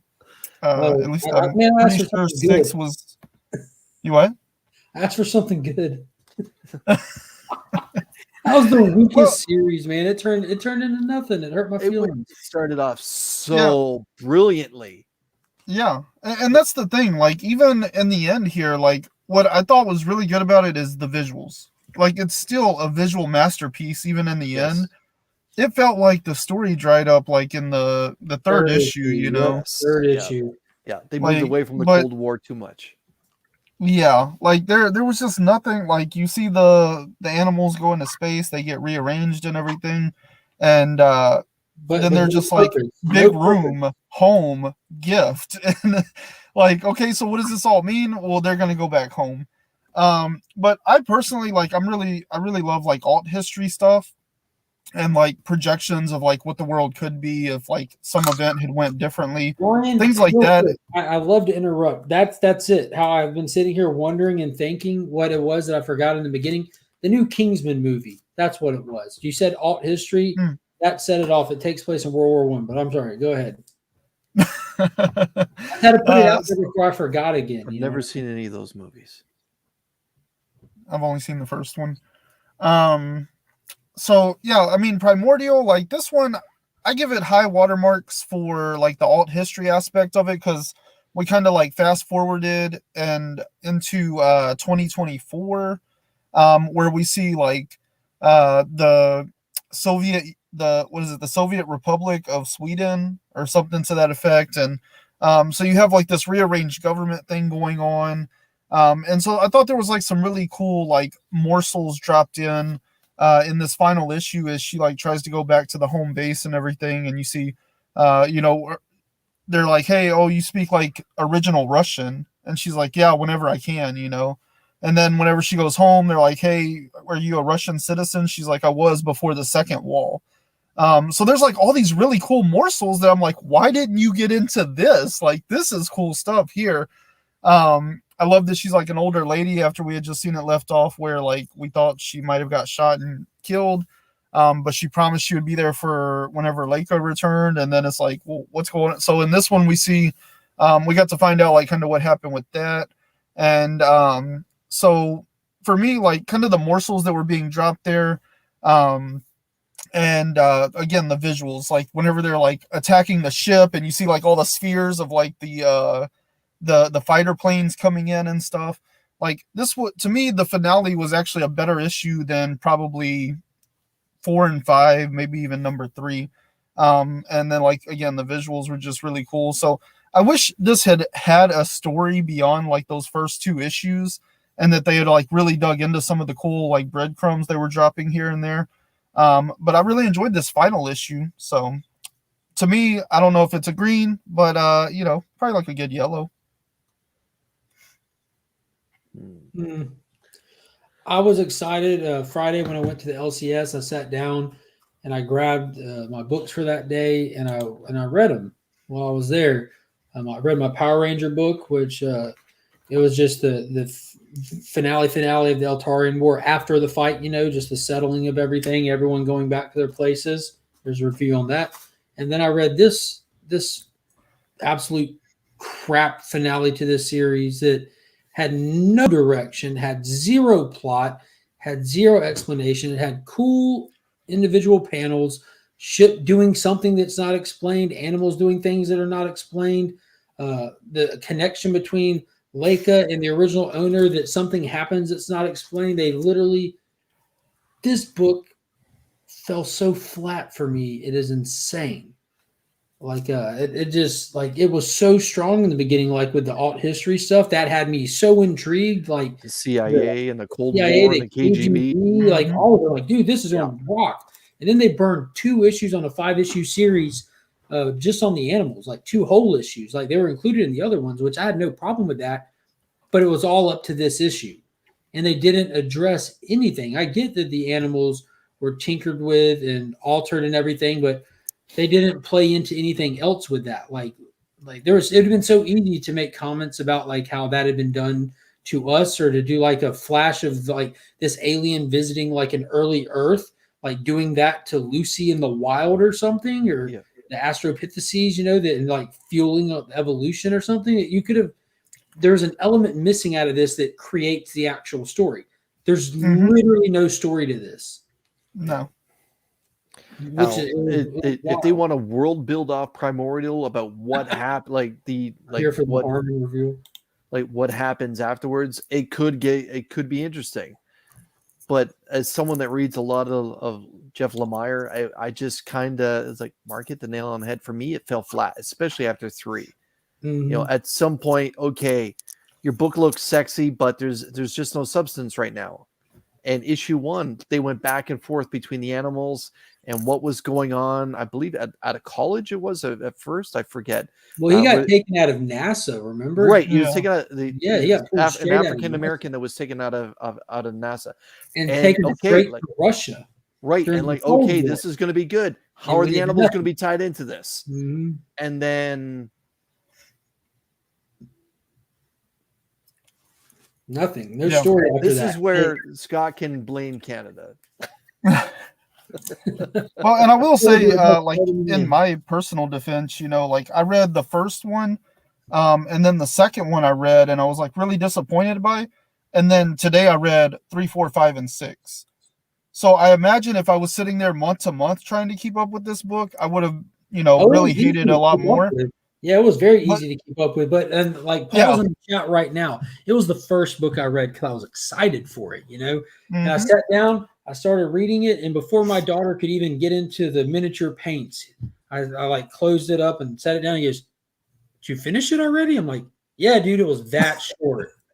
Yeah. Nothing. Yeah, there were quick reads. I mean, there were so many like binge reads I did today where it was like 3 and 4 books at a time, and it would take me like an hour to knock them out, and then like Primordial, I think I read like 4 issues of that, like all back to back in like 20-25 minutes. I was like, yeah, there's just like not a lot here. And I even spend time on panels. I'm like, let me really observe what's going on here. And it's still, I mean, it was like 25 minutes to read 4 issues of it. Yeah, that's pretty wild. Let me knock out another substance-less book real quick. And that would be Hulk #4 by Donny Cates. So we did get that in the last. No, I'm not bashing. I'm just being honest here. We got the tease of the entity that is the interesting factor of what can come. Like the actual thing that's Hulk story-ish, dealing with the different personalities and maybe an entity that's in control of all of that. This is not that. The null of the Hulk world? I mean, that's just them trying to hype inflate it, but whatever it's going to be. So this issue has none of that in it. We'll be coming back to that. That was just a tease. So what this issue is just Starship Hulk, who found that alt universe banner, and that alt universe banner explaining these other universes where different Hulk crap is happening. There's a world where everything's pretty much a Hulk. Thunderbolt Ross is the president, and he goes there and he starts smashing stuff. And Thunderbolt Ross sends out the little kid Peter and throws him out of an airplane because this Hulk won't stop. This Starship Hulk won't stop breaking stuff. And little Peter stands up and he's an Attack on Titan Spider-Man, and that's how it ends. Literally nothing to it. No story, no plot moving forward. It's just in this issue, this stupid little universe here. Just was that supposed to be Peter Parker? Yeah. This is Gamma Peter, because everything is Gamma on this world. It's not a world that matters to the overall plot of the story. It's just, we're going to tell us, all right, we're going to dip out for issue 4. Look at this insignificant world that means nothing to the actual storyline, and let's go from there. Let's talk about Primordial again. Got to hear this.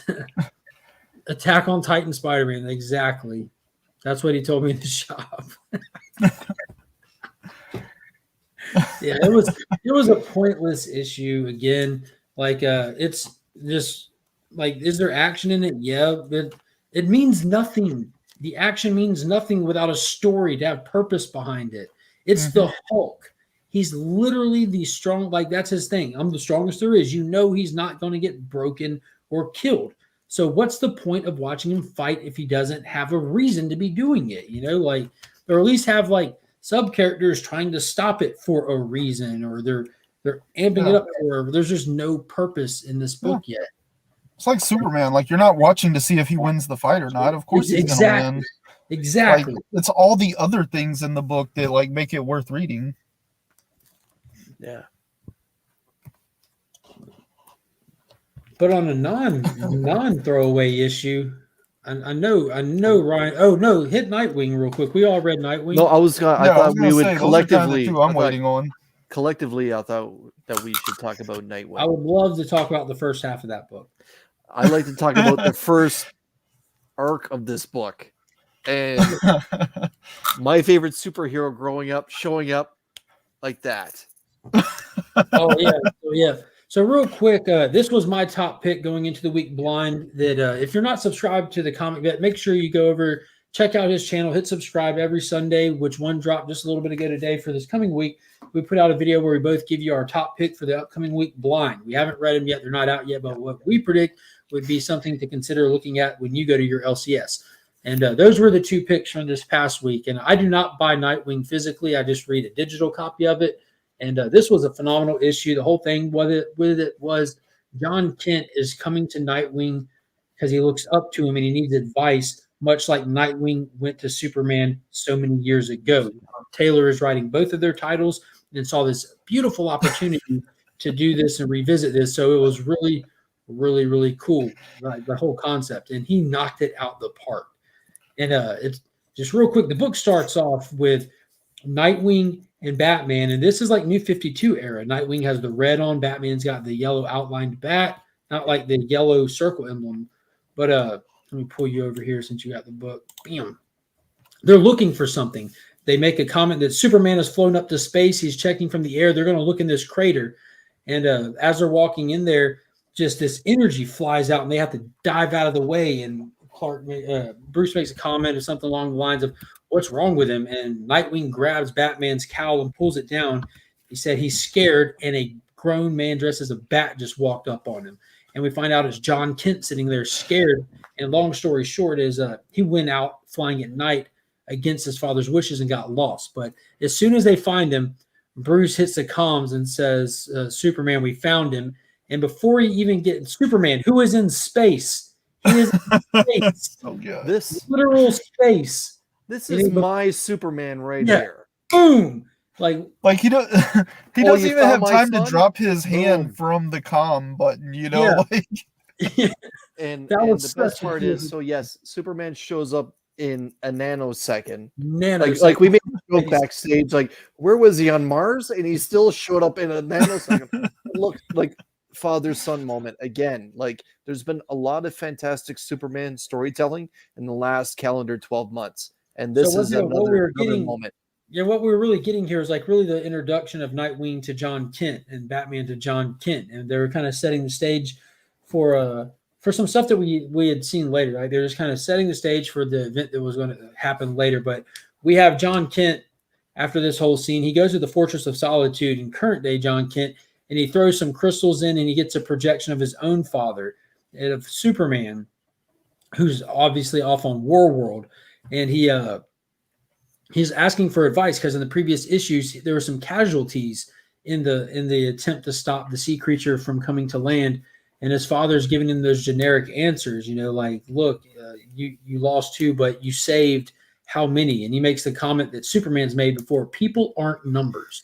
You know, he's literally parroting his dad, and when he says that, you know, those crystals are high tech, like he recognizes it. Clark puts his head down. I know. You know, there's nothing I can say in this moment. Like, you have to figure this out on your own. You have to experience these emotions. These losses are part of being Superman. It's the hardest part of being Superman. So he just decides that he just wants to be left in solitude. Well, Keelix, the robot, the technology of the fortress, goes Nightwing and tells Nightwing. Catches Nightwing in one of those moments where you shouldn't be walking in on Nightwing. Yeah, he grabs his baton and throws it. Keelix catches it and says, "Oh, it appears you've dropped this in my direction really fast." That was like such a great moment, you know, like Nightwing's asleep, Barbara wakes him up, and he just immediately grabs the baton and tosses it. Like, we've all been there. He's just like, "Oh yeah, you dropped this in my direction." Yes. Really Mr. fast. Grayson, you dropped this fast in my direction. Yes. And but I gotta, the one thing that I'm gonna interject was, I gotta give a little bit of a shout out to the artist, Redondo. Good on you, sir. When Nightwing stands up from being in the bed, we get to see what kind of pajama bottoms he's wearing, and take a look at what Barbara is wearing there as her sleeping shirt. Teen Titans Go, and the bat emblem, the bat symbol all over them. But yeah, And that's funny. He never could figure it out. The whole he's pissed that this project's been laid on him and he wants to move on. You need to read this month's crossover when Donny Cates is actually a character inside of the pages of the book, and he actually says that to the readers. He's been wanting to move on from the big 2 and back to his smaller independent properties for a long time, but he's getting stuck with stuff. He says it straight up in that. Mm-hmm. Which, you know, kind of like, I guess, hey, you know what? We'll tie it into Nightwing. Nightwing, since Fear State came along and like ruined all of like the DC Bat titles and stuff, you know, Tynan, he's openly said in his newsletters, like, he's basically burnt out on superhero stuff, you know. Mm-hmm. And so like we're kind of seeing this trend, like this whole class of creators, you know, Donny Cates, Tynan, there's a couple, yeah, like all in this like kind of like, you know, this era together. They all seem like pretty much burnt out on superhero stuff, but they're caught up in the whole like hype movement of it all. They're like, they feel kind of trapped because the companies don't want to let them move on. And, you know, even Ram V, like, he's been doing some amazing stuff with the DC Marvel characters. But at the same time, like, the best stuff he put out last year was probably his independent stuff. And I wouldn't be surprised if toward the end of this year we start seeing something similar. Yeah, Swamp Thing, man. Swamp Thing was incredible, but the Many Deaths of Layla Starr was like next level work. I haven't read it still. Yeah, you should. It's really good. But yeah, point being, like, I think these creators, they get into these modes, and I think that's kind of where, like, Donny Cates is, for instance. You know, they're just like burnt out on doing the same old, but that's where all the money's coming at them from, you know, and that's where all the fans expect them to be at the moment. And they all seem to be trying to get out. In the end, these men could say no to the franchise characters. When you're given Venom, when you're given Hulk, when you're given Batman, these are franchise characters that children under 10 years old know who the characters are. And when you're given the keys to the Cadillac like that, you're expected to deliver. And they can say what they want, but they are not delivering. A la Nick Spencer, a la Donny Cates, a la Tynan on Batman. If you don't think you can do it, what did cut your arc short after 6. What did Jack Kirby tell DC when he moved over there? If you have a name like Donny Cates, that his name sells books because of hype. Doesn't matter what he's on. It does not matter what he's on. People are going to follow it and read it because of the hype around it.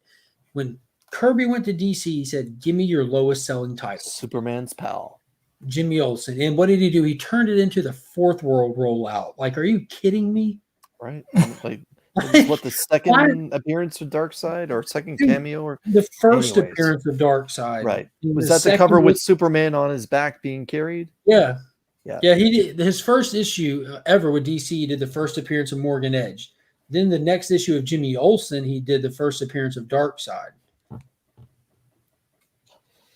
Like that's a power move. Like, you know what I mean? You literally start like one of the biggest mythos in an entire comic universe on the smallest selling title they had at the time. Like, don't get me wrong, Donny Cates has put out a lot of good stuff. You want to impress me? If you want to do what Jack Kirby did, James Tynan, Nick Spencer, Donny Cates, go grab Submariner. Do something with a classic character, modernize them, bring them to a new generation, and let what you say be gospel for the next 25 years. That's why I like Tom King's stuff so much, man. Look at the characters that he's choosing to work with. You know, like we mentioned earlier with the title, he's about to be playing with like the Creeper and Warlord, Dr. Fate, Atlas. You know, like it's just... Grab Spider-Woman, grab a character that's been considered a D-list character, and you want to impress me? Give them an arc that we'll talk about years from now. Yeah. But anyways, let's carry on with the second half of Nightwing when we have a trio of people show up in Metropolis. This is a lot of long story short stuff right here. The second half wasn't bad, but all the heart of it was in that first half, really. Right. Yeah, it's like they're giving us a little mystery for them to solve together. But long story short, we found out that Nightwing is the benefactor behind the Truth Organization that Jay runs. That Dick Grayson is using his money to fund this group of youngins to put out their little social media Truth Network stuff. I thought that was pretty interesting. And Dick Grayson came to them to meet up with them to check in on them, just for the simple fact to get to meet up with John Kent, who was with them, and they get to talk and checking in on him, and they decide to go solve a mystery together. So yeah, that's basically it. Nightwing uses Jonathan Kent's abilities to do some detective work, and that's the good stuff. Yeah. That's what gives us second printings. But long story short, we're pointing the finger at you know who. It's actually a pretty good image. You know, what's pretty cool is like, the whole Bendix stuff going on with John Kent, like how Bendix is powering up people and everything. I just got also here. I just got through like the first 5 issues of The Authority, #1 by Warren Ellis, and I didn't realize that Bendix goes back to the Wildstorm universe, to Stormwatch and everything. It's actually not an original DC character. That was a Jim Lee Wildstorm universe stuff. Another one real quick for a quick review. Justice League number 72. So we no longer have the Justice League Dark as the backup story. They are in the primary book along with the Justice League. And 75 is kicking off the big event, the death of the Justice League, leading into Dark Crisis. But in the meantime, we're getting a 3-issue story arc called Leagues of Chaos. This is part 1. The Justice League Dark is coming to the Justice League to warn them of the upcoming calamity when you have God, what is this creature's name again? It's not a creature, it's the literal Lord of Chaos, Xanadoth. The Lord of Chaos is coming in and trying to take over Black Adam's body so he can have a powerful vessel and just wreak havoc on things. And all these high-powered magic-based characters like Zatanna, Madame Xanadu, all had these visions of Black Adam just wrecking stuff. And so they're going to the Justice League to team up and try to stop this. Xanadoth is the Order of Chaos, the opposite of Dr. Fate there, who's the Order, who's the God of Order thing, you know. So it's going to be a pretty fun, big knockdown battle with the Justice League Dark in there. I love getting Justice League Dark characters. And so if you're looking to try to jump on that Justice League Death of event coming up, I would highly suggest grabbing 72 and just running from there. So you have a little bit of context and you're on the title going into it. This is, like I said, part 1 of what can only be 72, 3, 4, a 3-issue story. So check it out. Might even be relevant to what's coming after. We are getting all these big villains showing up, like superpower level villains showing up, like Eclipso, Xanadoth, and stuff like that. We know Merlin's still running amok, and they're talking about that as well in this a little bit. So a lot of relevant stuff. Dale, we all want more Beta Ray Bill. All right, before we wrap this up, I know Ryan, you got plenties to say about the finale to Tom King's Supergirl Woman of Tomorrow. Yes. This issue was a phenomenal wrap up, like one of the best conclusions ever.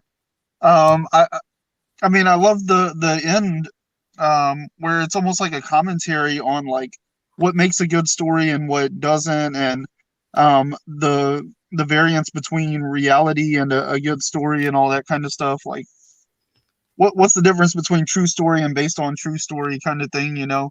Yeah, I like that at the end. That was slick. Right?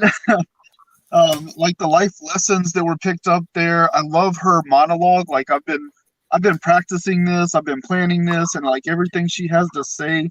I love the fight. She's like, yeah, like he has all the advantage. But you know, if you can find a weakness and you just keep drilling at that weakness until they figure out a way around it, like you can do incredible things, you know, and like balance the playing field. Kicking in the face. To speak to the art, like I would love to see Elquis Beverly do like some or Bilquis Everly.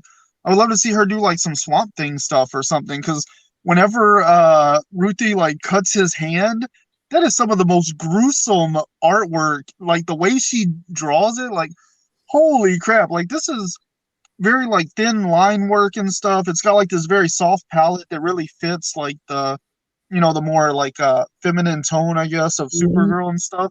But then like you get some gruesome stuff in there with like the fingers and everything. I was like, oh man, like she could do something really cool with like some body horror Swamp Thing style stuff. So I thought this issue was just like the perfect wrap to this whole thing. And I love how it showed the growth in the characters and really showed us like everything that she wants was laid on a platter. Like it opens with her getting everything she's been after for 7 issues. And then she's just like, no, this is too easy. Like it's not justice at this point. It's just like a mercy killing to try to make myself feel better. But even I've been through enough now to realize this isn't going to make me feel better, you know? And the fact she went back and addressed all of that, I thought it was like chef's kiss. I mean, I have not read everything Tom King's done, so it's a little unfair to say, but this is definitely my favorite Tom King thing that I've read so far. And this was so far, like we talked about it early on, this story is so different in a writing style. Like he switched it up on this one to a heavy narrative, straight linear story. It was really good. And I hear a lot of people, I mean, it's normal for me to hear, but a lot of people that just don't care for his writing, the whole deconstruction, he subverted this character, this and that, but really it's just, he's not surface level writing these people, but he was so spot on with the character of Supergirl. And we got the classic King twist in this. And the whole twist was like this whole time we thought Supergirl was coming along because she needed to get this guy to get an antidote to save Krypto. So we find out because amidst the Ruthie's dad getting killed, this guy also harmed Krypto to where he was like needing help, needing an antidote pretty much. And we find out that Supergirl just lays out like, I didn't need your help. I didn't need to know how to find him. I can cross the galaxy as quick as I want to. I have him. Krypto's already been helped. Since I left him, I knew he was fine. I came along because I knew, Ruthie, you would never sleep. You would never stop. You would not have a peaceful life until we went on this journey. I'm here to make sure that you figured out that there's another way. Like, it was so true, like sacrifice everything to save this one person. And it reminded me heavily of Tom King's Superman Up in the Sky, where he was battling with the decision to go out into space to try to save one little girl and leave the world behind. And he was, and she just has that in her too. It was really cool. And it was cool how they really were able to save each other because they really went through hell together, more than she probably cared to go through to try to save this little girl. And I just thought that was a really cool twist.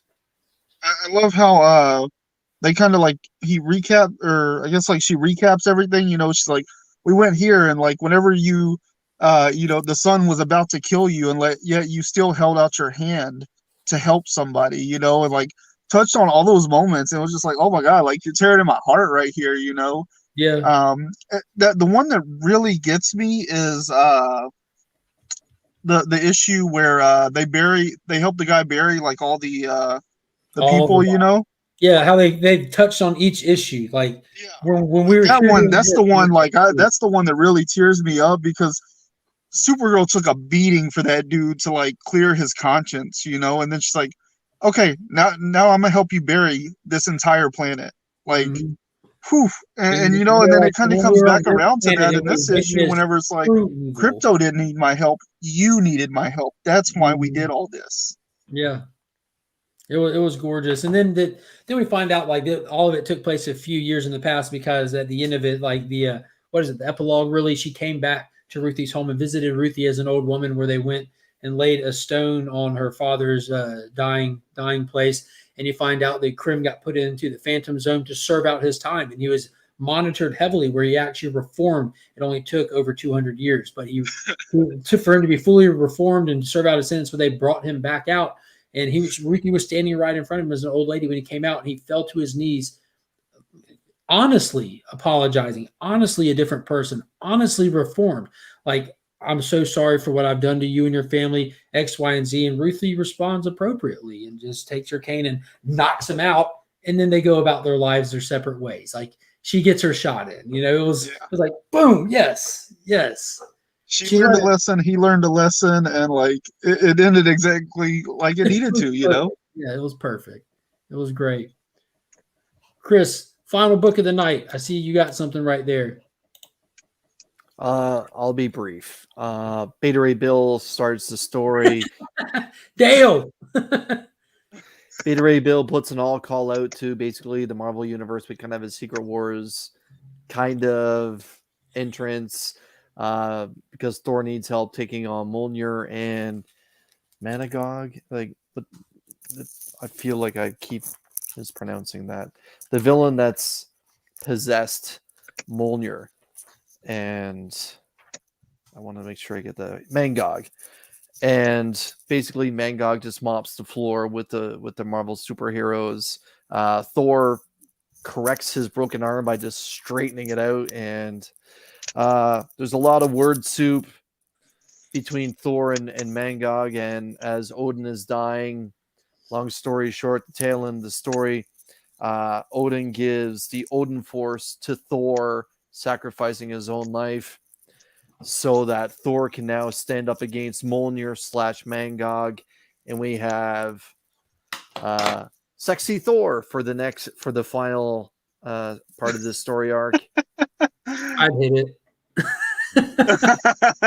So for all the Thor lovers out there, I apologize if I offended you. I see Big E's commenting. I know Big E likes Thor. Thor is heating up. And I don't think it was as good as when we get to find out what's actually going on with Mjolnir with this one. I thought there was just a lot of word soup in there that wasn't necessary.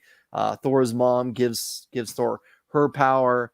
Thor now has the Odin Force. I guess Odin has sacrificed himself, and now we have Thor to in the next issue he'll be taking on Mjolnir / Mangog, and Mangog refers to Mjolnir as being intertwined with him. So we'll see what happens. Taylor's calling it. They're going to kiss and make up. Thor and his hammer.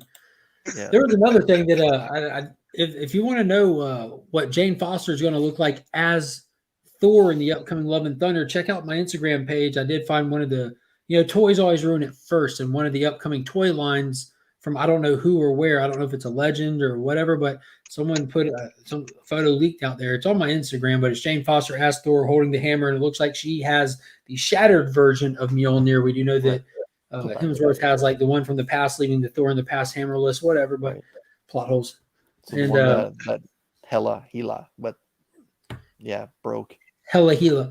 But yeah, be sure, everybody, to also go back and check out, like I mentioned earlier in the video, if you're wondering what's going on with the Prez signing, I did put up a video of that. If you're still waiting to get your email that explains what's happening with your books, there is a full video that I put out. It's really short. It's only like 6 minutes. I go through the entire email and all the options of what they're doing moving forward. Big kudos to CGC with how they're proceeding. And also, if you're a channel member, I did get the next set of giveaway books from channel sponsor Big Time Collectibles. I put up a video of that a couple days ago. So if you want to see all the stuff that they sent that could be yours, go check that out as well. And yeah, I got to change a video to premiere tomorrow or come out tomorrow. I just thought about that. Yeah. But what do you got going on, Chris? You got big things happening. Tomorrow, actually, it's going to be a very personal video I'm going to be releasing. Tomorrow marks the anniversary of my father passing. So I decided to spotlight 5 books of his collection that I found after he passed away. So if you guys are interested in taking a look at some books primarily from the 50s, check it out. I speak a little bit about my dad and the story of finding his books.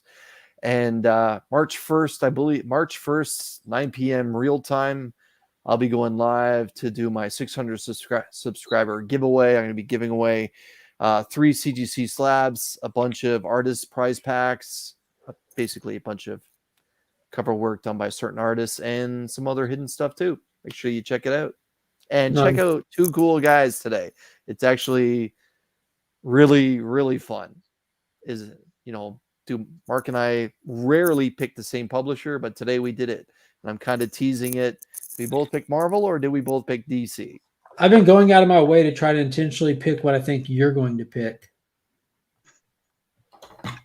And you've been doing great. You've been, nail on the head.